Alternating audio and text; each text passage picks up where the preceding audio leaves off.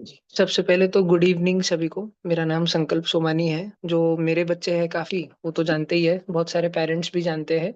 और बाकी जो आउट ऑफ महाराष्ट्र पेरेंट्स है या जो भी पेरेंट्स पहली बार ऐसा कोई सेशन सुन रहे हैं हमारा, तो मेरा नाम संकल्प है। मैं अभी 23 ईयर्स का हूँ और मैं छत्रपति संभाजीनगर महाराष्ट्र में है। यहाँ पर मैं फिलहाल क्लासेस लेता हूँ बच्चों के 5th से 10th तक। गाँव है मेरा लासुर स्टेशन, करीब 15-20 हजार की पॉपुलेशन है गाँव की। और उसमें जो थोड़ा 500 से 1000 बच्चे जो है फर्स्ट से 10th स्टैंडर्ड तक के, तो उनको लेके मेरा सोच है कि अगले 5 वर्षों में 10 वर्षों में मेरे गांव के बच्चे और जो भी मेरे पास कुछ थोड़े बहुत बच्चे जो ऑनलाइन पढ़ते हैं जालना से, नासिक से, लातूर से, नियर बाय रीजन से महाराष्ट्र के, ये सारे बच्चे कुछ अच्छा बन जाए। ये मेरा बेसिक सा आइडियोलॉजी है। और ये सब करते समय जर्नी में जो भी कोई और अन्य बच्चे, अन्य पेरेंट्स जुड़ते गए हैं, कई जन कोटा से जुड़े, कई जन मुंबई से जुड़े, पुणे से जोड़ते गए।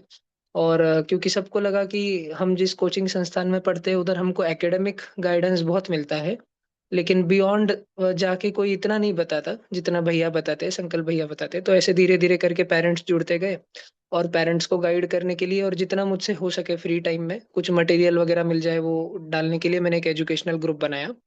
मैं ऑलरेडी और भी कई अनेक व्हाट्सएप ग्रुप्स में हूँ, कई सीनियर लोगों का, कई ऐसे पेरेंट्स का जिनके बच्चों ने जेई और नीट में कुछ अच्छा तोड़ फोड़ रख दिया है, बच्चों ने रैंक ला लिया है, ऐसे लोगों का भी मुझे सानिध्य और ऐसे लोगों की हेल्प मुझे बहुत हुई है। मुंबई से है, नैना प्रकाश मैम है, फिर अगेन श्रीवास्तव सर है। अगेन बहुत सारे कोचिंग फ्रेटर्निटी के लोग हैं जो इधर इंडस्ट्री में 25 साल से, 30 साल से, 35 ईयर से पढ़ा रहे हैं। एलन में पढ़ा रहे हैं, नारायणा में पढ़ा रहे हैं, श्री चैतन्य में है, एम प्रकाश में है। अनेक अनेक कोचिंग संस्थानों में जो टीचर्स पढ़ा रहे हैं और जिन्होंने एक्चुअली ये मटेरियल बनाया है जो आप सभी के बच्चे शायद यूज करते होंगे, या मेरे बच्चे लासुर में, मैं उनको सब कुछ प्रोवाइड करता हूँ अलग अलग मटेरियल्स वगैरह से। तो ये जो सबने बनाया, इन लोगों का भी हेल्प वगैरह गाइडेंस मुझे प्राप्त हुआ।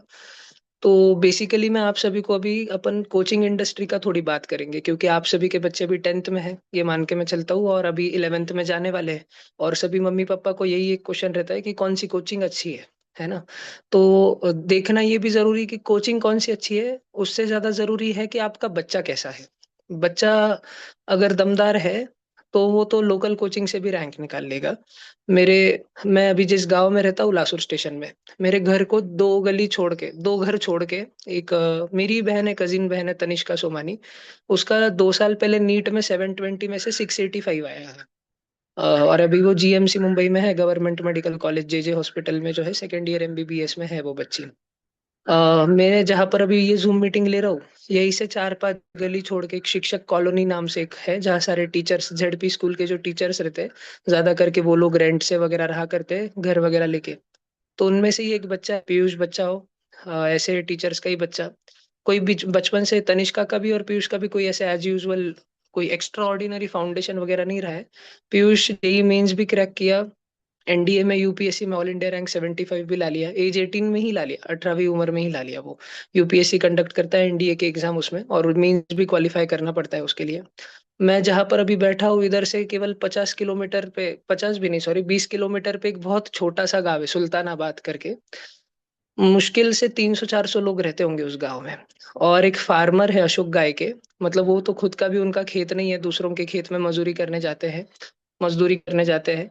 तो उनका बच्चा शुभम गाय के, जो कि state board semi English school में पढ़ा है, वो बच्चा लास्ट ईयर जेई मेंस में 98.9 परसेंटाइल ला लिया, एडवांस क्रैक कर लिया वो बच्चा। उसका ऑल इंडिया रैंक 9000 था। उसका 12th बोर्ड में 60% आ गया, हालांकि 75% का क्राइटेरिया रहता है।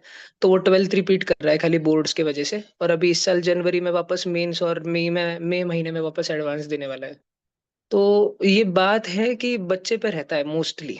बच्चे में अगर ग्रिट है, बच्चे में अगर डिटर्मिनेशन है कि मेरे को करना है, और वो डिस्ट्रैक्शन फ्री है बच्चा, और इस पूरे प्रोसेस में उसके मम्मी पापा जिनकी नीयत एकदम साफ रहती है अपने बच्चे के लिए, अगर वो कंटिन्यूअसली मॉनिटर कर रहे हैं कि हमारा बच्चा डिस्ट्रैक्शन फ्री है, अगर वो कंटिन्यूअसली मॉनिटर कर रहे हैं कि हमारा बच्चा पढ़ाई ढंग से कर रहा है, वो बच्चे का खान पान मॉनिटर कर रहे हैं अच्छे से, तो फिर बच्चे का रिजल्ट आना ही आना है।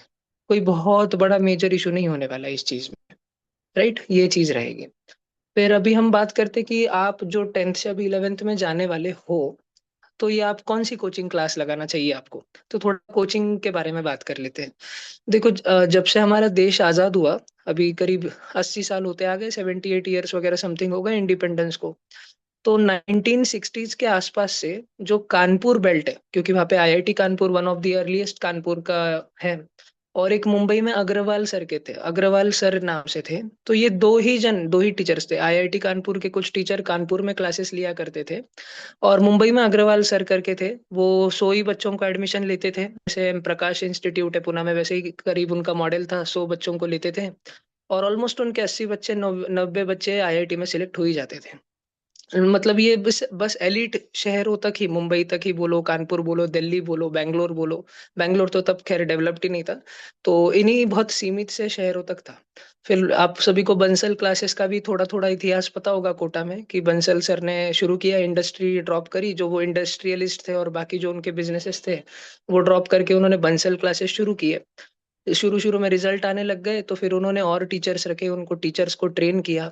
और इवेंचुअली ये जो कोचिंग का मटेरियल है, सो कॉल्ड जेई एडवांस के जो मॉड्यूल होते हैं, आज आप एलन के बोलिए, नारायणा के बोलिए, श्री चैतन्य के बोलिए, तो ये सब कुछ ओरिजिनली बंसल में बना, फॉर्मली एकदम जो फॉर्मल मटेरियल है, ये सब कुछ बंसल में बना, जेई के हिसाब से, जेई एडवांस के हिसाब से। लेकिन बंसल सर जो है ना, बहुत एथिकली एकदम ऐसे रिजिड थे। मतलब उनका था कि अपने को इसको कभी भी अपने बंसल क्लासेस का बिजनेसिफिकेशन नहीं करना है, इसको कोई बिजनेस नहीं बना के रखना है। तो एंट्रेंस टेस्ट लिया करते थे, कोटा में बच्चे जाते थे। अगर एंट्रेंस टेस्ट बंसल की क्लियर कर पाए तो बंसल क्लासेस में एडमिशन मिलता था, नहीं तो वापस घर पे आके बैठ जाओ, ये रहता था। तो मतलब बहुत ही एथिकल क्लास चलता था। कोई ऐसे स्टार बैच वगैरह, चैंपियंस बैच, सीओ बैच बोल लीजिए, लीड बैच बोल लीजिए, एचआरजी, कोहिनूर, कोई नहीं रहता था बंसल में, इसका कॉन्सेप्ट ही नहीं था। मतलब इनफैक्ट आप पेरेंट्स अगर जानते नहीं होंगे, 2002 में तो जब आईआईटी का रिजल्ट आया था, तो सुबह से लेके पूरा शाम हो गया था, पूरे इंडिया के कोचिंग इंस्टीट्यूट्स परेशान हो गए कि साला ऑल इंडिया रैंक वन है कहाँ से। बंसल वाले भी परेशान हो गए थे, उन्होंने जो उनके इंग्लिश मीडियम के बैचेस है, सबके रोल नंबर बच्चों के डाल डाल के देख लिए, ओटीपी कर लिया, वो जो भी कुछ रहता था कैप्चा कोड डाल के देख लिया।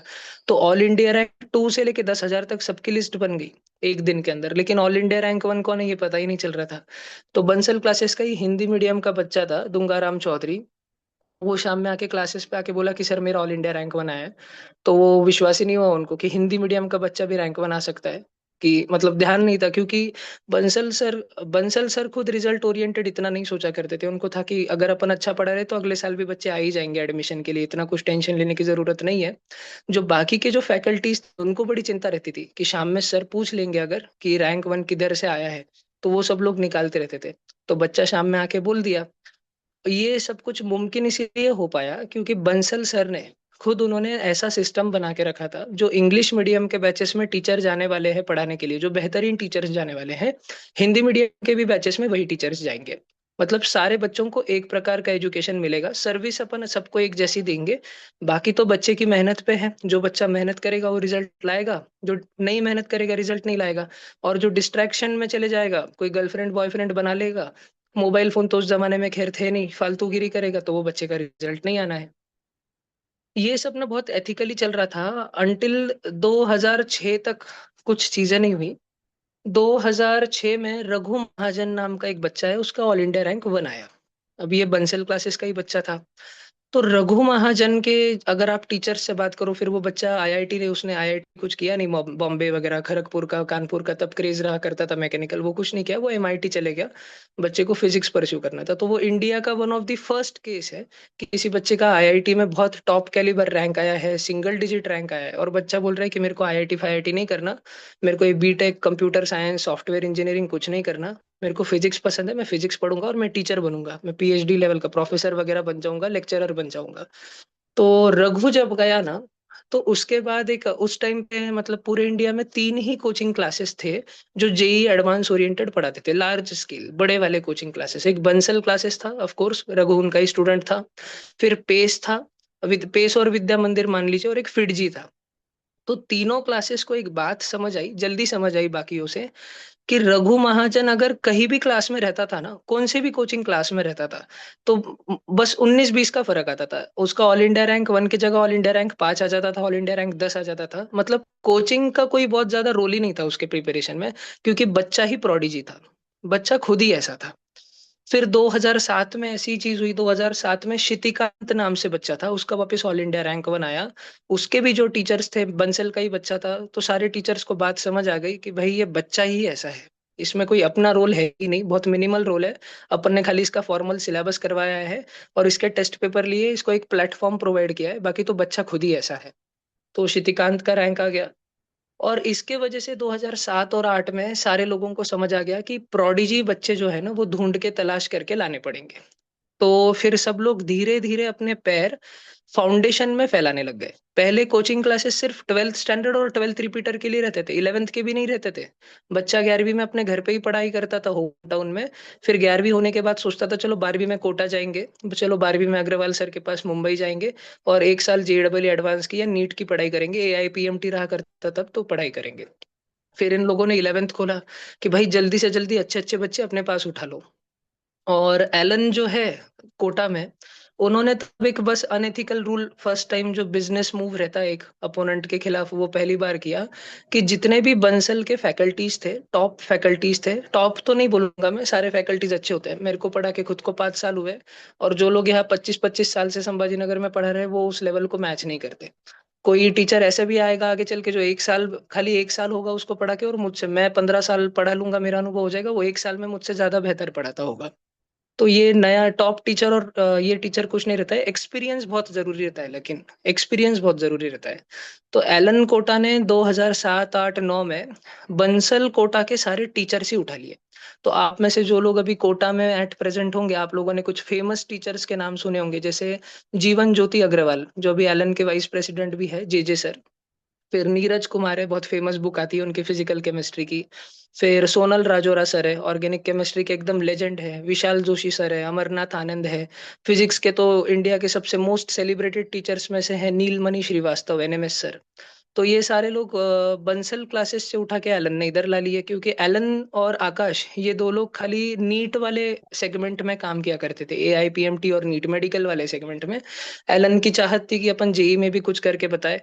तो ओरिजिनली खुद के पास टीचर्स नहीं थे, इसलिए उठा के बंसल से ला लिए। और उसका रिजल्ट भी शो हुआ। 2 और 4 5 साल का सब्र था। 4 5 साल बाद 2014 में एलन ने चित्रांग मुर्दिया, उदयपुर का बच्चा था, ये ऑल इंडिया रैंक वन दिया। कोचिंग इंडस्ट्री में सबको मालूम रहता है कि जो सिंगल डिजिट और डबल डिजिट रैंक वाले बच्चे हैं, इसमें कोई बहुत बड़ा रोल हमारा नहीं होता है, कोचिंग वालों का नहीं होता है। ये बच्चे ही वैसे होते हैं। सिंस बचपन ये 10 10 15, मान लीजिए 10 15 20 बच्चे होते हैं ऐसे, टॉप 100 टॉप 200 में आ जाते हैं। कभी किसी का ऑल इंडिया रैंक 125 भी आए, तो आगे चल के 5 साल बाद वो ऑल इंडिया रैंक वन और आगे के 100 बच्चों से लाइफ में, कमर्शियली, कॉर्पोरेट लाइफ में, बिजनेस लाइफ में, स्टार्टअप में बहुत ज्यादा परफॉर्म करने वाला है। तो ये हमको एक पता रहता है, थोड़ा टीचर लोगों को एक्सपीरियंस के साथ में समझ जाता है, अच्छा ये बच्चे का मैथ्स ऐसा है वैसा है थोड़ा। तो 2014 में ऑल इंडिया रैंक वन आया, चित्रांग मुर्दिया। और एलन ने इस बार इतना बस एक अलग किया कि बाकी लोगों को समझ गया था 2007 8 में कि बच्चे बचपन से ही होशियार होते हैं, होशियार बच्चों को बचपन में ही उठा के ला लो, फाउंडेशन वगैरह कुछ क्लासेस वगैरह शुरू करके ला लो। एलन ने एक्चुअली करके बता दिया, एलन ने फाउंडेशन भी, टैलेंटेक्स की एग्जाम लॉन्च कर दी। वो स्कॉलरशिप देना, फॉलोशिप देना, वो तो एक बहाना होता है। वो खाली इतना रहता है कि टैलेंटेड बच्चों को ऑलरेडी रिकॉग्नाइज कर लेना है कि इंडिया के, भारत के कौन से कोनों में कौन से गिफ्टेड बच्चे बैठे हुए हैं, पहले से होशियार बच्चे बैठे हुए हैं। या फिर कोई लोकल क्लासेस में, कोचिंग क्लासेस में बच्चे जाते अगर है, तो वहां से वो होशियार बन रहे हैं, तो ऐसे बच्चों को आइडेंटिफाई कर लो और उनको मनाने की कोशिश करो कि आप एलन के सिस्टम में आ जाओ। सिमिलरली एलन ने ये शुरू किया तो बाकी लोगों ने शुरू किया, किसी ने आकाश का सीओई बैच बना दिया तो फिटजी का एलिट बना दिया, चैतन्य वालों ने एलिट बना दिया, नारायणा वालों ने सीओ बैच बना दिया, एलन वालों ने एसआरजी बना दिया, तो किसी ने कोहिनूर बैच बना दिया। और ये तब से फाउंडेशन में, सारा फाउंडेशन के सेगमेंट में सब लोग उतरते ही चले गए। ये सब कुछ 2012 13 14 ऑनवर्ड्स हुआ। जब चित्रांग मुर्दिया ने 2014 में रैंक लाया, 12th स्टैंडर्ड में होते समय फिजिक्स ओलंपियाड में गोल्ड मेडल भी लाया, उस साल कजाकिस्तान में था। और मैं आपको मतलब, मैं उस रूम में रहा हूँ कोटा में 11th 12th में अपने खुद के, कि चित्रांग मुर्दिया, मतलब जिस हॉस्टल में मैं रहा हूँ कोहिनूर में एलन के, वहीं पर सारे बाकी भी सारे वो स्टार बैच वाले ही हमारे बच्चे रहते थे, सारे के सारे एलन के। तो सेम हॉस्टल में चित्रांग मुर्दिया होके गया है। मैं 2018 में वहां पर था, 2018 19 20 ये वाला टाइम था मेरा वहां पे। 2019 में तो 2020 के मार्च में तो कोविड आ गया था, खैर। तो तब से थोड़ा ये हुआ। लेकिन वो सेम हॉस्टल में मैं ऐसे बच्चों में रहा हूँ, मैंने बच्चों को भी देखा है, अदर पीयर्स को भी देखा है। तो हमको पता रहता है कि टीचर को, स्टार बैच वाली टीचर को ज्यादा टेंशन नहीं रहता है। खाली उसको मटेरियल पकड़वाना रहता है, अच्छे लेवल के क्वेश्चन बच्चे को पकड़वाने रहते हैं, बाकी बच्चे ही ऐसे रहते हैं जो करते चले जाते हैं। फिर ये हालांकि फाउंडेशन वगैरह सब शुरू हुआ। और अब आप देखो एट प्रेजेंट, अभी अपन टेंथ की बात करते, टेंथ से बच्चे इलेवेंथ में जाने वाले हैं। तो एट प्रेजेंट बड़े प्लेयर्स कौन है फिलहाल मार्केट में? तो एलन है अनडाउटेडली, नारायणा है, श्री चैतन्य है, पीडब्ल्यू है। पीडब्ल्यू वैसे अगर आप पेरेंट्स के नजर से और बच्चों के नजर से ऐसा देखें कि अरे ये तो भाई वो समाज सेवा वाला इनका काम चलता है, 3,000 में सिखा दो, 4,000 में पढ़ा दो, तो ऐसे नहीं। वो तो एक दुनिया के लिए दिखाने का एक चेहरा अलग है। और बाद में अंदर जो बिजनेस प्रैक्टिसेस चलती सारी, तो वही एलन के टीचर उठा के ला लो, अन अकेडमी के अच्छे टीचर उठा के ला लो, और ऐसे ही गुरुकुल बैचेस चलते हैं उनके अंदर, कोटा में और नोएडा में उनका कैंपस है। तो वही सारा चलता है। ओलंपियाड की प्रिपरेशन लो, बचपन से आईओकेम वाले अच्छे बच्चे आइडेंटिफाई कर लो, एनएससीजीएस वाले आइडेंटिफाई कर लो, है ना। ये सारा जो प्रोसीजर है ये सब चलते ही रहता है। अब अपना इतना सब तो ये बिजनेस दुनिया और वगैरह वगैरह सब चलते रहेगा। लेकिन क्वेश्चन ये है कि आपका जो बच्चा है वो आप कौन से इंस्टीट्यूट को प्रेफर करो या कौन से बैच को प्रेफर करो, what set of teacher, what set of peer group prefer करो कि आपका बच्चा उसके मैक्सिमम पोटेंशियल पर पहुंच जाए। मैं ये तो बिल्कुल दावे से कह नहीं सकता कि कौन इसमें से कौन सा बच्चा क्या रैंक लाएगा, क्योंकि आगे और डेढ़ दो दो ढाई साल की जर्नी है। 2 साल में जिन बच्चों को बिगड़ना है वो बिगड़ते हैं, नहीं पढ़ना वो नहीं पढ़ते हैं। एक मिनट बस।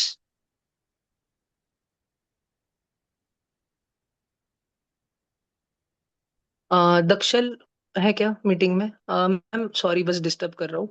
आप नीचे बस पार्टिसिपेंट्स पे क्लिक कर लेंगे एक बार।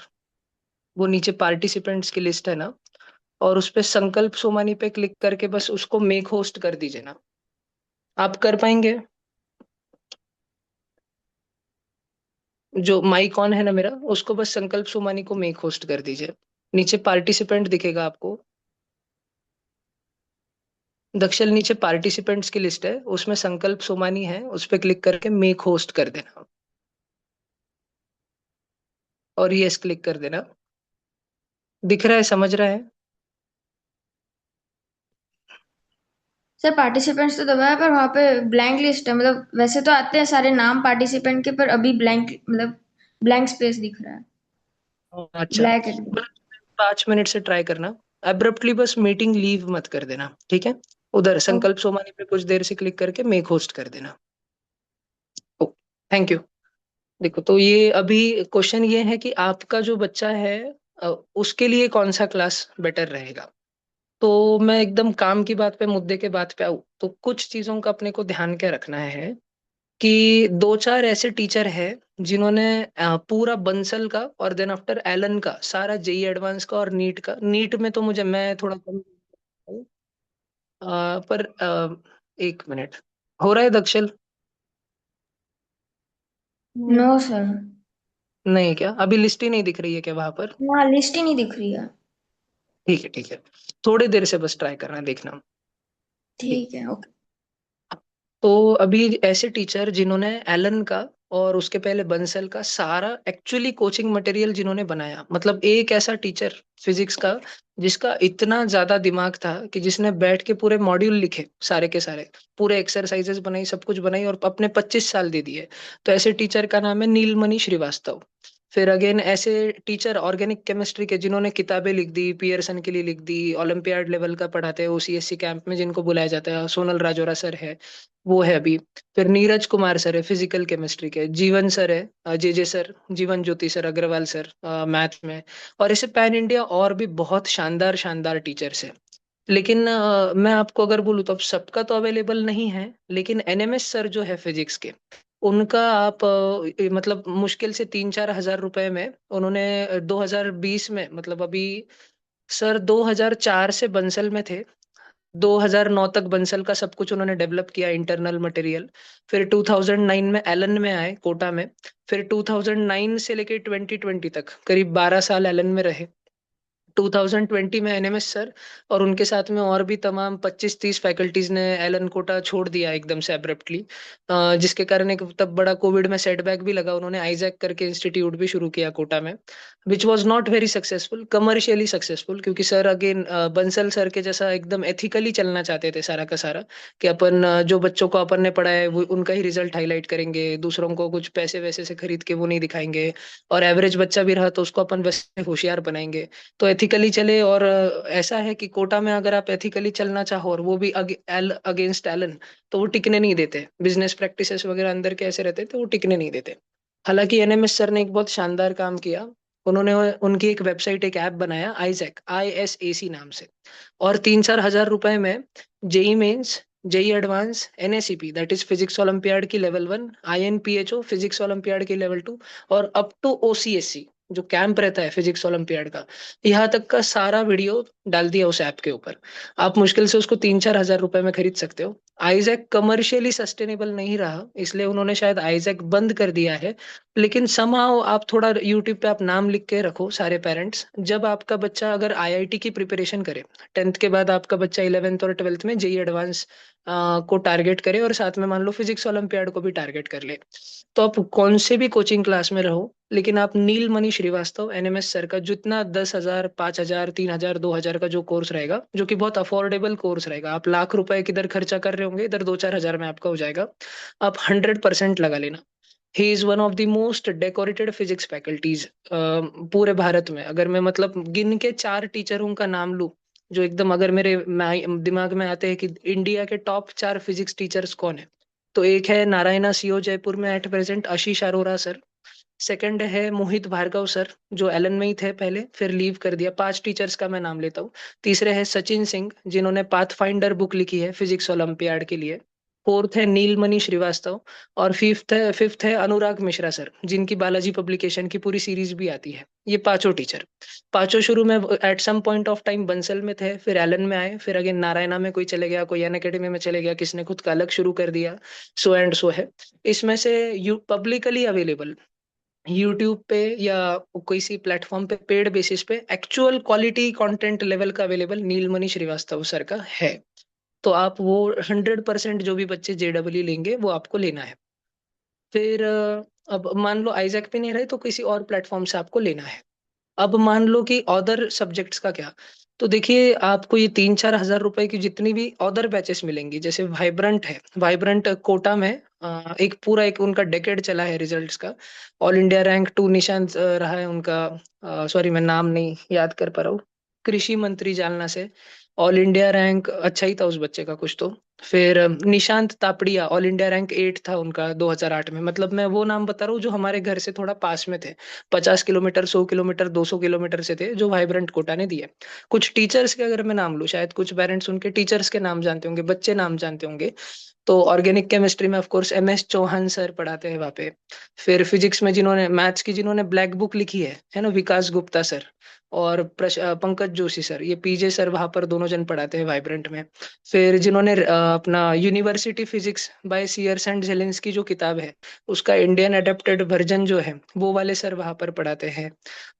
सबसे फेमस फिजिकल केमिस्ट्री के लिए पूरी इंडिया में सारे बच्चे, कोई भी कोचिंग इंस्टीट्यूट में रहो, लेकिन IIT का प्रिपरेशन अगर एक बच्चा कर रहा है, तो जिनकी बुक फिजिकल केमिस्ट्री में रेफर करता है, Narendra Awasthi sir, sodium sir, NA sir, ये वाइब्रेंट में है। और देखिए वाइब्रेंट में एक्चुअली अंदर जब बच्चे फिजिकली रहते थे, 2020 में जब कोविड आया उसके बाद वाइब्रेंट ही बंद हो गया। क्योंकि वाइब्रेंट ऐसा था कि रिजल्ट इतने ज्यादा आते थे, और इतने रियली इतने रिजल्ट आते थे, कि 2 साल बच्चा जब वाइब्रेंट कोटा में पढ़ता था और वो अपने गांव वापस चले जाता था रिजल्ट लेके, तो गांव के 10 बच्चों को बोला करता था कि भाई अगर कोटा जाना है तुम में से किसी को, तो वाइब्रेंट में ही जाना, जेई एडवांस के लिए स्पेसिफिकली। लेकिन अब 2020 के बाद वाइब्रेंट बंद ही पड़ गया। और वो लोग, वो जो टीचर्स है ना, वो एकदम पढ़ाने वाले टीचर्स, उनको बिजनेस करना नहीं आता, उनको मार्केटिंग वार्केटिंग वो चीज करता नहीं आती। तो लेकिन एकदम शानदार टीचर्स है। शानदार है तभी तो इंडिया के अगर 14 लाख बच्चे जेई मेंस की एग्जाम देते हैं, उसमें से 5 लाख 6 लाख बच्चों के घर पे NA सर की बुक पड़ी रहती है फिजिकल केमिस्ट्री की, MS चौहान की बुक पड़ी रहती है ऑर्गेनिक केमिस्ट्री की। तो अब वाइब्रेंट एकेडमी जो है, उनका कोर्स 3 हजार 4 हजार रुपए में ऑनलाइन डाल देते हैं वो। क्योंकि फिलहाल क्लास में उनके पास बिल्कुल वहां पे 100 बच्चे हैं कोटा में, 100 ही बच्चे बचे हैं ऑफलाइन में 11th में, और करीब 100 बच्चे 12th में। तो अब ऑफ कोर्स उनको फाइनेंशियली भी पूरा सस्टेनेबल वगैरह रखना है। तो ऐसे ही हजारों बच्चों को वो 3,000 4,000 रुपए पे पढ़ा रहे हैं, लेकिन अगेन वो उसमें उस लेवल का नहीं डालते जो एक्चुअली जेई एडवांस लेवल है। तो जिन बच्चों को नीट करना है, 11th और 12th में फिक्स हो गया है कि मेडिकल की तैयारी करनी है, एमबीबीएस वगैरह आगे करना है, तो वो लोगों ने वाइब्रेंट कोटा का करियर विल नाम का ऐप रहेगा। हो सकता है कि करियर विल अभी उनका इस साल टाइप है, वो और तोड़ के कोई दूसरे प्लेटफॉर्म पे आ जाए, कोई तीसरे प्लेटफॉर्म पे आ जाए, लेकिन आप ध्यान रखिए वाइब्रेंट एकेडमी कोटा के teachers, they will be present somehow, online दुनिया में आ गए हैं वो। तो किधर ना किधर 5,000 रुपए का, 6,000 रुपए का कुछ ना कुछ कोर्स उनका चालू रहेगा। आपको जब भी जो भी बच्चे नीट लेने वाले हैं, उनको 100% वो वाला कोर्स परचेज करके रख लेना है।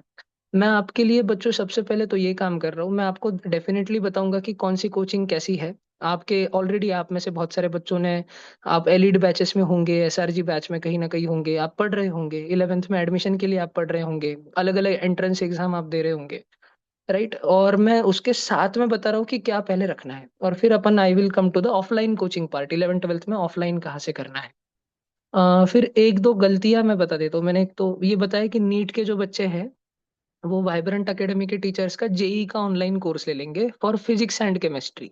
ठीक है, तो केमिस्ट्री में भी तीन है, ऑर्गेनिक, इनऑर्गेनिक और फिजिकल।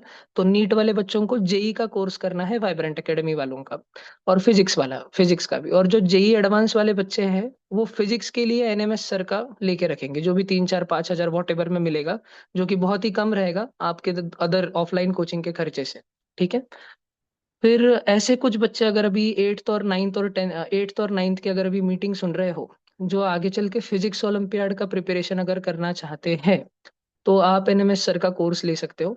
अगर आप केमिस्ट्री का प्रिपरेशन करना चाहते हो, केमिस्ट्री ओलंपियाड का, तो आप वाइब्रेंट कोटा का जो भी करियर विल या प्लेटफॉर्म चेंज होते रहेंगे, आप ढूंढ लेना बस set of faculties, MS Chauhan sir कहाँ पर पढ़ा रहे हैं, नरेंद्र अवस्थी सर कहाँ पर पढ़ा रहे हैं, अब इन लोगों को बस ढूंढ लीजिएगा, तो आपको VK sir, Vimal Kumar Jaiswal, inorganic के गॉड है वो, एकदम God of inorganic chemistry, right. उनकी किताबें लाखों बच्चों ने खरीदी है। तो ये कहाँ पर पढ़ा रहे हैं आप, इनको ढूंढ लीजिएगा और उधर घुस जाइएगा। और बायोलॉजी ओलंपियाड का तो ऐसे है कि पहले एनएससीजेएस का प्रिपरेशन करना है रिगरसली, 7th 8th 9th में, और 10th में एससीएचएसएस, और पैरेलली एनएसईबी बायोलॉजी ओलंपियाड के लिए कैम्बेल स्टैंडर्ड बुक है वो रेफर करना है। उसके अलावा 17 किताबों के पीछे नहीं भागना है, जो कि मैं आगे जेई और नीट के भी बच्चों के लिए एक गलती मैंने लिख के रखा है, कि कुछ पेरेंट्स इतने अति उत्साही रहते हैं कि हम हमारे बच्चे को क्या लाके दे, मतलब ऐसे है कि बच्चे से कोचिंग का मटेरियल सॉल्व नहीं हो रहा, लेकिन 50 किताबें लाके के रखेंगे घर पे, किधर से किसी पेरेंट्स के मुंह से सुन लिया कि हमारा बच्चा तो ये करता था। और आपको पता है 2007 में कोई तो भी XYZ बच्चा है, वो ये किताब से 4 सवाल किया करता था। तो कुछ अति उत्साही पेरेंट्स को ऐसे रहा नहीं जाता है, और कुछ कुछ और बच्चों में भी ये सिंड्रोम है कि खाली इकट्ठा करते इकट्ठा करते इकट्ठा करते जो बेसिक मटेरियल है वो सॉल्व हो नहीं रहा, और 50 किताबें लाके रख रहे हैं।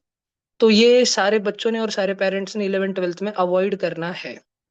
आप एक बात समझो बेटा, आपका कैलिबर अगर जेई मेंस का है, आपका सपना होगा आईआईटी में जाने का, लेकिन आपका कैलिबर अगर जेई मेंस जितना ही है कि आप जेई मेंस में अच्छा परसेंटाइल ला लोगे, लेकिन एडवांस में आप परफॉर्म नहीं कर पाओगे, तो जो भी कोचिंग क्लास में आप रहोगे ना, अच्छे ही कोचिंग क्लास में रहोगे 11th 12th में, तो जिस भी कोचिंग में आप रहोगे, वो आपको डायरेक्टली वैसे ही बैच अलॉट कर देगा। इवेंचुअली वो सिस्टम ऐसा बनाया गया है कि शफलिंग वगैरह होके आप उस बैच पे आ जाओगे।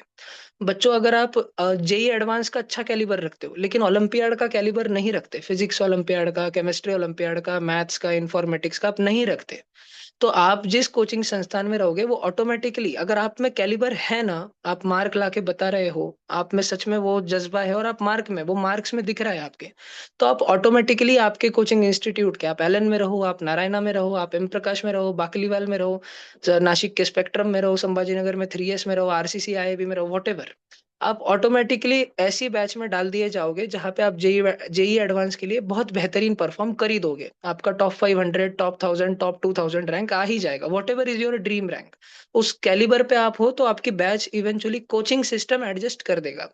अगर उनको लगता है कि बच्चे में ओलंपियाड पोटेंशियल है, तो इवेंचुअली आप वो 6 बच्चों के 7 बच्चों की जो एकदम एलीट से भी एलीट बैच होती है, कोहिनूर के ऊपर सुपर कोहिनूर होती है, एसआरजी के ऊपर सुपर एसआरजी बैच जो होती है, आप चुपचाप बाकी दुनिया को ना मालूम पड़ते उस बैच में ऑलमोस्ट आप चले जाओगे। ठीक है, और उधर आपकी पढ़ाई ले ली जाएगी।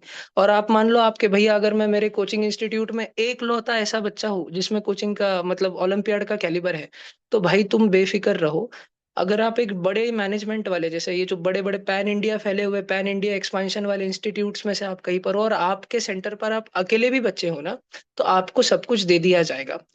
जितना आपको दिया जा रहा है, जो मटेरियल आपको दिया जा रहा है, जो रेस आपको दी जा रही है, जो डीपीपी जो क्विज आपको दी जा रही है, जो एलीट मटेरियल आपको दिया जा रहा है, जो टेस्ट पेपर करवाए जा रहे हैं, उसको छोड़ के 17 चीजों के पीछे मत भागो। मेरे फिजिक्स के सर थे Mohit Bhargava sir, and I was very lucky to be a part to, मतलब उससे उनसे सीखने मिला मेरे को 12th में। और 11th में नीलमणि श्रीवास्तव सर से सीखने मिला। फिर जब हमारी रिवीजन सीरीज चल रही थी तो सचिन सिंह सर जो पाथ फाइंडर के ऑथर है फिजिक्स ओलंपियाड के, उनसे मैं पढ़ा हूँ 11th में। मोहित भार्गव सर हमेशा एक ही बात कहते थे कि भाई एलन कोटा का जो मॉड्यूल है ना, बेसिक मॉड्यूल, उसको 4 बार करो, इतने अच्छे से करो जेई एडवांस के लिए कि अगर मैं तुमको उठा के कोई भी चैप्टर का, तुम्हारे फेवरेट चैप्टर का, तुम चैप्टर बोलो, मैं उसका खाली एक मॉड्यूल के क्वेश्चन पे हाथ रख दूंगा, उंगली रख दूंगा, सामने आके 150 बच्चों के सामने टीचर की तरह समझा के बता दो, ऐसी कमांड लाओ बस। और मैं खुद टीचर, मैं लेकिन तब जो है मैंने, मेरे दिमाग में अकल जाती नहीं थी, मेरे को चुल ही रहती थी कि सेंगेज लेके आ जाता हूँ, फिजिक्स ओलंपियाड के पेपर इकट्ठा कर लेता हूँ, और ये फलाना कर लेता हूँ, ढिकाना कर लेता हूँ, फिटजी का मटेरियल ले लेता हूँ, वीएमसी की एलिट टेस्ट सीरीज ले लेता हूँ। इतना पागलपंती की। अभी 5 साल से टीचर हूँ, 5 साल से मेरे गांव में बच्चों को पढ़ा रहा हूँ। और 5 साल पढ़ाने के बाद ये अकल आई कि मेरे जो टीचर कहते थे वो एकदम सही कहते थे। जितना दिया जा रहा है उसमें कमांड डेवलप करो।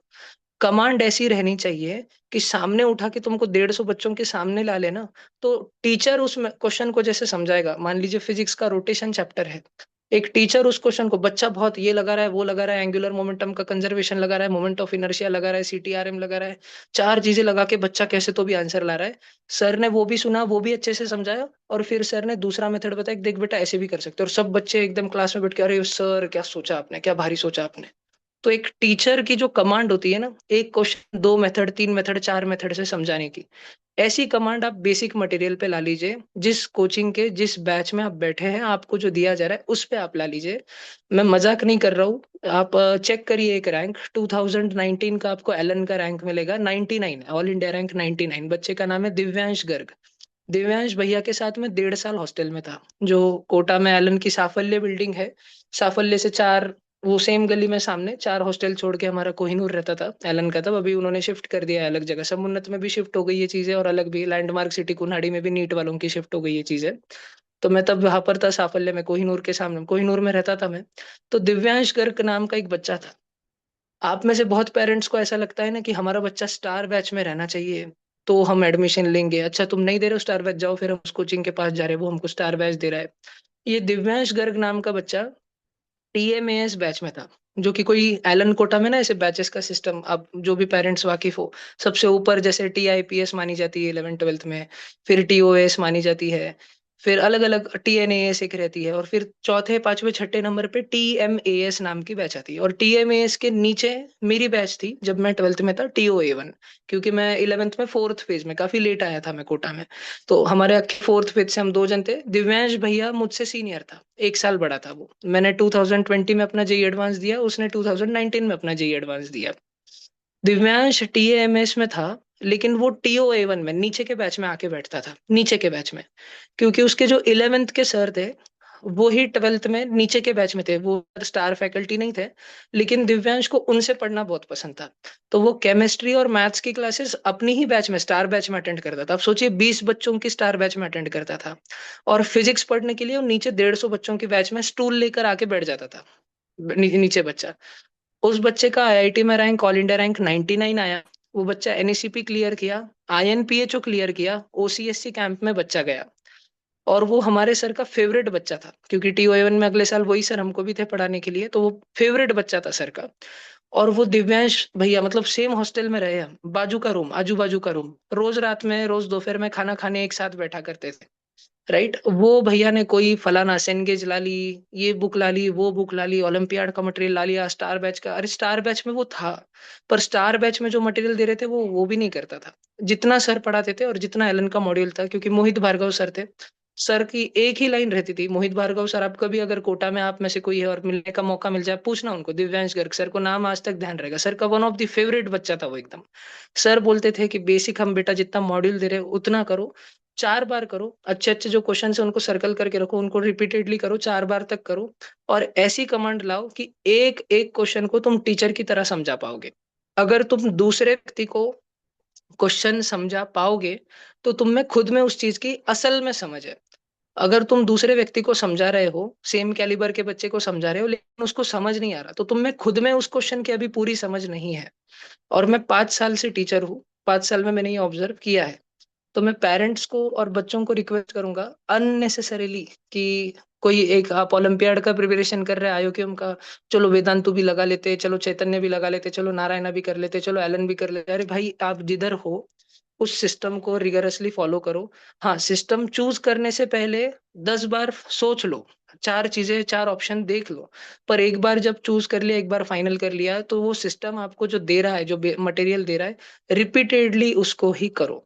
नीट जिन बच्चों को करना है उनके लिए मैं एक एग्जांपल बताता हूँ, मतलब हमारा घर 2 घर छोड़ के तनिष्का दीदी रहती है, वंस इन अ वाइल मैं उसके साथ भी जूम मीटिंग करवा लूंगा, बेटा वो आरसीसी में पढ़ी है, यहाँ पे संभाजी नगर में। ठीक है, आरसीसी जो मोटेगांवकर सर का क्लास है, महाराष्ट्र में ज्यादा फेमस रहता है, लातूर नांदेड़ साइड तो उनका एकदम दबदबा है आरसीसी वालों का। फिर अभी 2-4 साल पहले ही उन्होंने पूरा पैन महाराष्ट्र अलग अलग डिस्ट्रिक्ट्स में उनकी ब्रांचेस खोली है। तो संभाजी नगर में 2022 में, 2022 में आरसीसी क्लासेस नीट के लिए जब पहली बार फ्री एकदम न्यू ब्रांच खुली है ना, कभी भी कोई नया ब्रांच पे भरोसा नहीं करता है। तनिष्का दीदी बहुत एकदम चिल एटीट्यूड वाली है, तनिष्का दीदी कभी 17 किताबें, कभी 17 छोड़ो भाई, एक भी किताब एक्स्ट्रा कभी इकट्ठा नहीं की, कलेक्ट ही नहीं की। आरसीसी का मॉड्यूल दे रहे उतना करना, हर संडे को टेस्ट पेपर रहता है क्लास का, उतना करना, चिल। नीट में 720 में से 685 लाई। ठीक है, बस उतना मटेरियल, लेकिन एकदम शिद्दत से hard work, pure determination, pure grit, एकदम भयंकर ग्रिट बच्ची की। सुबह आरसीसी का टाइमिंग 7 से दोपहर 1 बजे तक रहा करता था। रोज सुबह तनिष्का का फिक्स रूटीन था, 2 साल एकदम बोरियत भरा। 2 साल तक जब वो संभाजी नगर गई, स्मार्टफोन लेके गई, लेकिन उसका सेल्फ कंट्रोल इतना ज्यादा था, ना कोई इंस्टाग्राम, ना कोई स्नैपचैट, ना कोई वीडियो गेम, कभी बोलना ही नहीं पड़ा, ना कोई भी एक बार उसके मन में नहीं आया कि यूट्यूब के कोई शॉर्ट्स देख लेते हो। हेडफोन तक लेके नहीं गई थी, कोई भी यूट्यूब से वीडियो लेक्चर रेफर करना, कुछ भी करना, कुछ भी नहीं। नीट के लिए बच्चों की बात कर रहा हूँ मैं, नीट के बच्चों की। मैं आजकल मैं खुद सजेस्ट करता हूँ कि जो नीट का बच्चा है, क्योंकि पिछले साल अभी 2025 में मई महीने में जो जैसा नीट का पेपर आया, उसका फिजिक्स और केमिस्ट्री जिस प्रकार का था, इसीलिए मैं रेफर करता हूँ कि आप वाइब्रेंट के ऑनलाइन फिजिक्स केमिस्ट्री के बैच लेके रखो, जेई वाली बैच लेके रखो नीट के बच्चों। लेकिन तनिष्का दीदी के टाइम की अगर बात करूँ तो यूट्यूब से कोई वीडियो लेक्चर नहीं, कुछ भी नहीं, 11th 12th में जितना क्लास में पढ़ाया जा रहा है उतना करने का, घर पे आके आरसीसी के पढ़ाई करनी, नोट्स पूरे लिखने, नोट्स की रिवीजन करनी, जितना टीचर ने बोला उतना करना। उसके टीचर ने खाली उसको एक बुक बोली थी बायोलॉजी के लिए, एमटीजी फिंगर टिप्स, खाली एक बुक बोली थी, एमटीजी फिंगर टिप्स, बॉटनी के लिए और जूलॉजी के लिए। खाली उतनी एक बुक ली और उतनी एक करी, और आरसीसी का मटेरियल 4 बार करा, आरसीसी के सारे टेस्ट पेपर करे, उसके बियॉन्ड कुछ भी नहीं करा। बच्ची रैंक लेके, ऑल इंडिया रैंक 911, ठीक है, 911 लेके अभी वो जीएमसी मुंबई में बैठी हुई है वहां पे। ठीक है, सेकेंड ईयर में। जेई वाले बच्चों के लिए भी मैं बोलूंगा, मैं अगर देखिए फिर भी अगर पेरेंट्स का, अगर आप में से किसी का क्वेश्चन ऐसा है कि भैया अब जो बोल रहे हो हम उससे सहमत हैं कि कोचिंग छोड़ के कुछ नहीं करना, लेकिन हमारा बच्चा वाकई में ऐसे बच्चों में है जिसका कोचिंग से दिया गया होमवर्क हो जाता है और फिर फ्री टाइम बचता है, खेल कूद करके, थोड़ा मस्ती मजाक करके, थोड़ा रूटीन वगैरह करके फ्री टाइम बचता है, तो फिर हम क्या करें। तो मैं खाली आपको एक स्पेसिफिक सेट ऑफ बुक्स बोल रहा हूँ, इतना ही लीजिए, केवल इतना ही लीजिए। मैं जो बोलने जा रहा हूँ, ये कोटा का कम से कम 25-30 वर्षों का अनुभव है टीचर लोगों का, which happen to be my own teachers and which now happen to be my friends, जो आज मेरे दोस्त है और कभी मेरे टीचर रहा करते थे ये लोग। ठीक है, 11th 12th में मेरे टीचर्स थे, तो इनके हिसाब से जो बेस्ट चीजें हैं मैं वो खाली उतना रेफर कर रहा हूँ। अगर कोई बच्चा फिजिक्स, जेई एडवांस की बात करता हूँ, पहले आईआईटी जेई की बात करता हूँ, फिजिक्स के लिए अगर एक्स्ट्रा बुक चाहिए तो 2 ही किताबें लेनी है। किताब का नाम है फिजिक्स टीचर, सिंपल सा नाम है फिजिक्स टीचर, पब्लिकेशन का नाम है वर्सेस लर्निंग। मेरे पास अगर अभी ऊपर हो तो मैं आपको दिखा देता हूँ, एक ही मिनट मुझे टाइम दीजिए।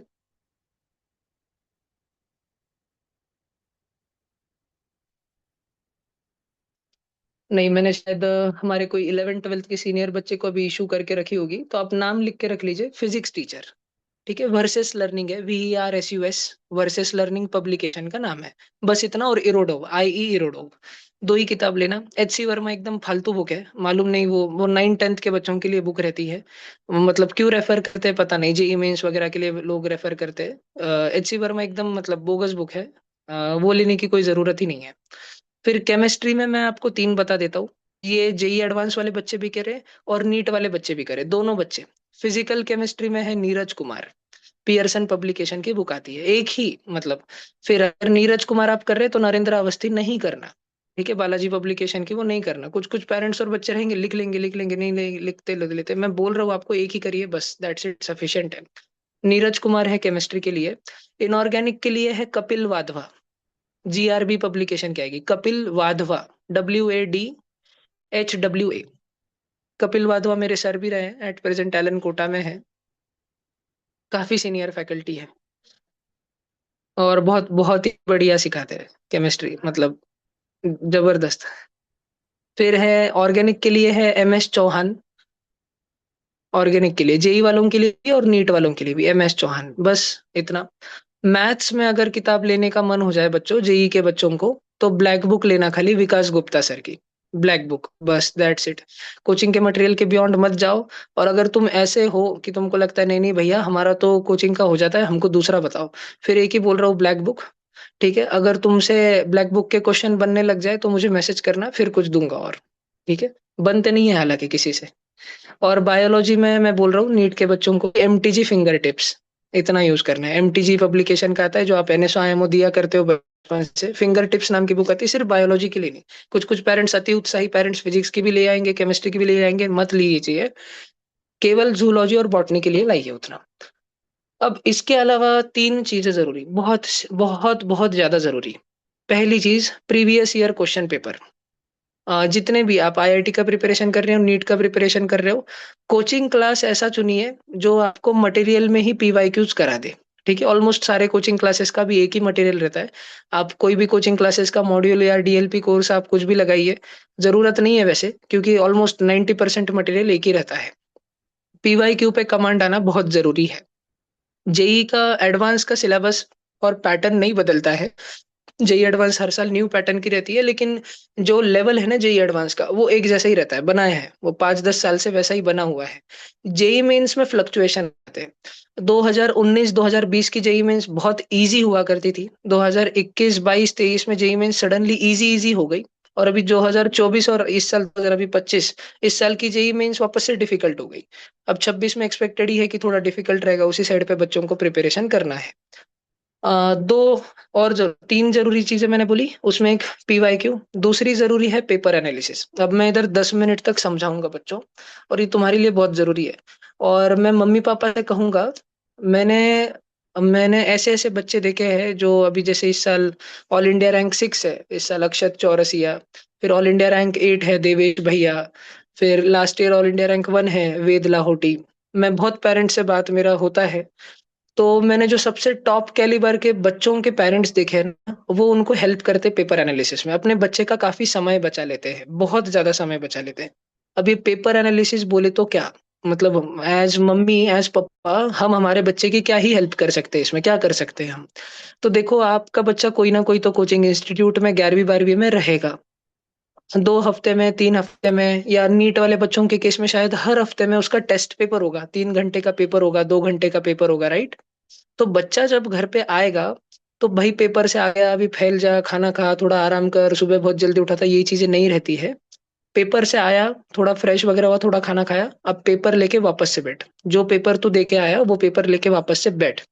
और उस पेपर में तेरा जो सही हो गया, उसको आंसर की तो दे देते हैं कोचिंग वाले पेपर छूटते टाइम, तो जो सही हो गया उसको मार्क कर।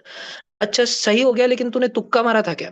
मम्मी पापा और बच्चों को, मैं बच्चों तुमको एडवाइस दे रहा हूँ, देखो 11th और 12th में जब तुम कोचिंग इंस्टीट्यूट में होते हो, मेरे पास जो 10th बच्चे, मैंने उनको कई काफी बार ये इनकलकेट किया है, उनके दिमाग में मैंने बहुत बार भरा है कि ये तुम्हारा प्रिपरेशन चल रहा है, ये सच्ची एग्जाम नहीं है। तो प्रिपरेशन जब चल रहा है ना, तो अपन जो प्रिपरेशन बेस पे जो पेपर देते हैं उसमें तुक्के नहीं मारने चाहिए अपने को। ठीक है, लास्ट मोमेंट में होता है कि तुक्के मारने का मन करता है लास्ट के 5 मिनट में, कि भाई 100 क्वेश्चन में से मेरे से 85-60 क्वेश्चन बन रहे हैं, 40 क्वेश्चन छूट जाएंगे रिजल्ट के दिन, 2 दिन बाद मम्मी चिल्लाएगी, पापा चिल्लाएंगे। अरे टेंशन मत आने दो भाई। ठीक है, जो तो अभी प्रिपरेशन चल रहा है, सच्ची वाली एग्जाम नहीं है तुम्हारी। तो आगे चल के जब तुम्हारा सिलेबस 11th और 12th में खत्म हो जाएगा, टेस्ट सीरीज चलेगी, तब तुम तुक्के मारने की practice once in a while कर लेना।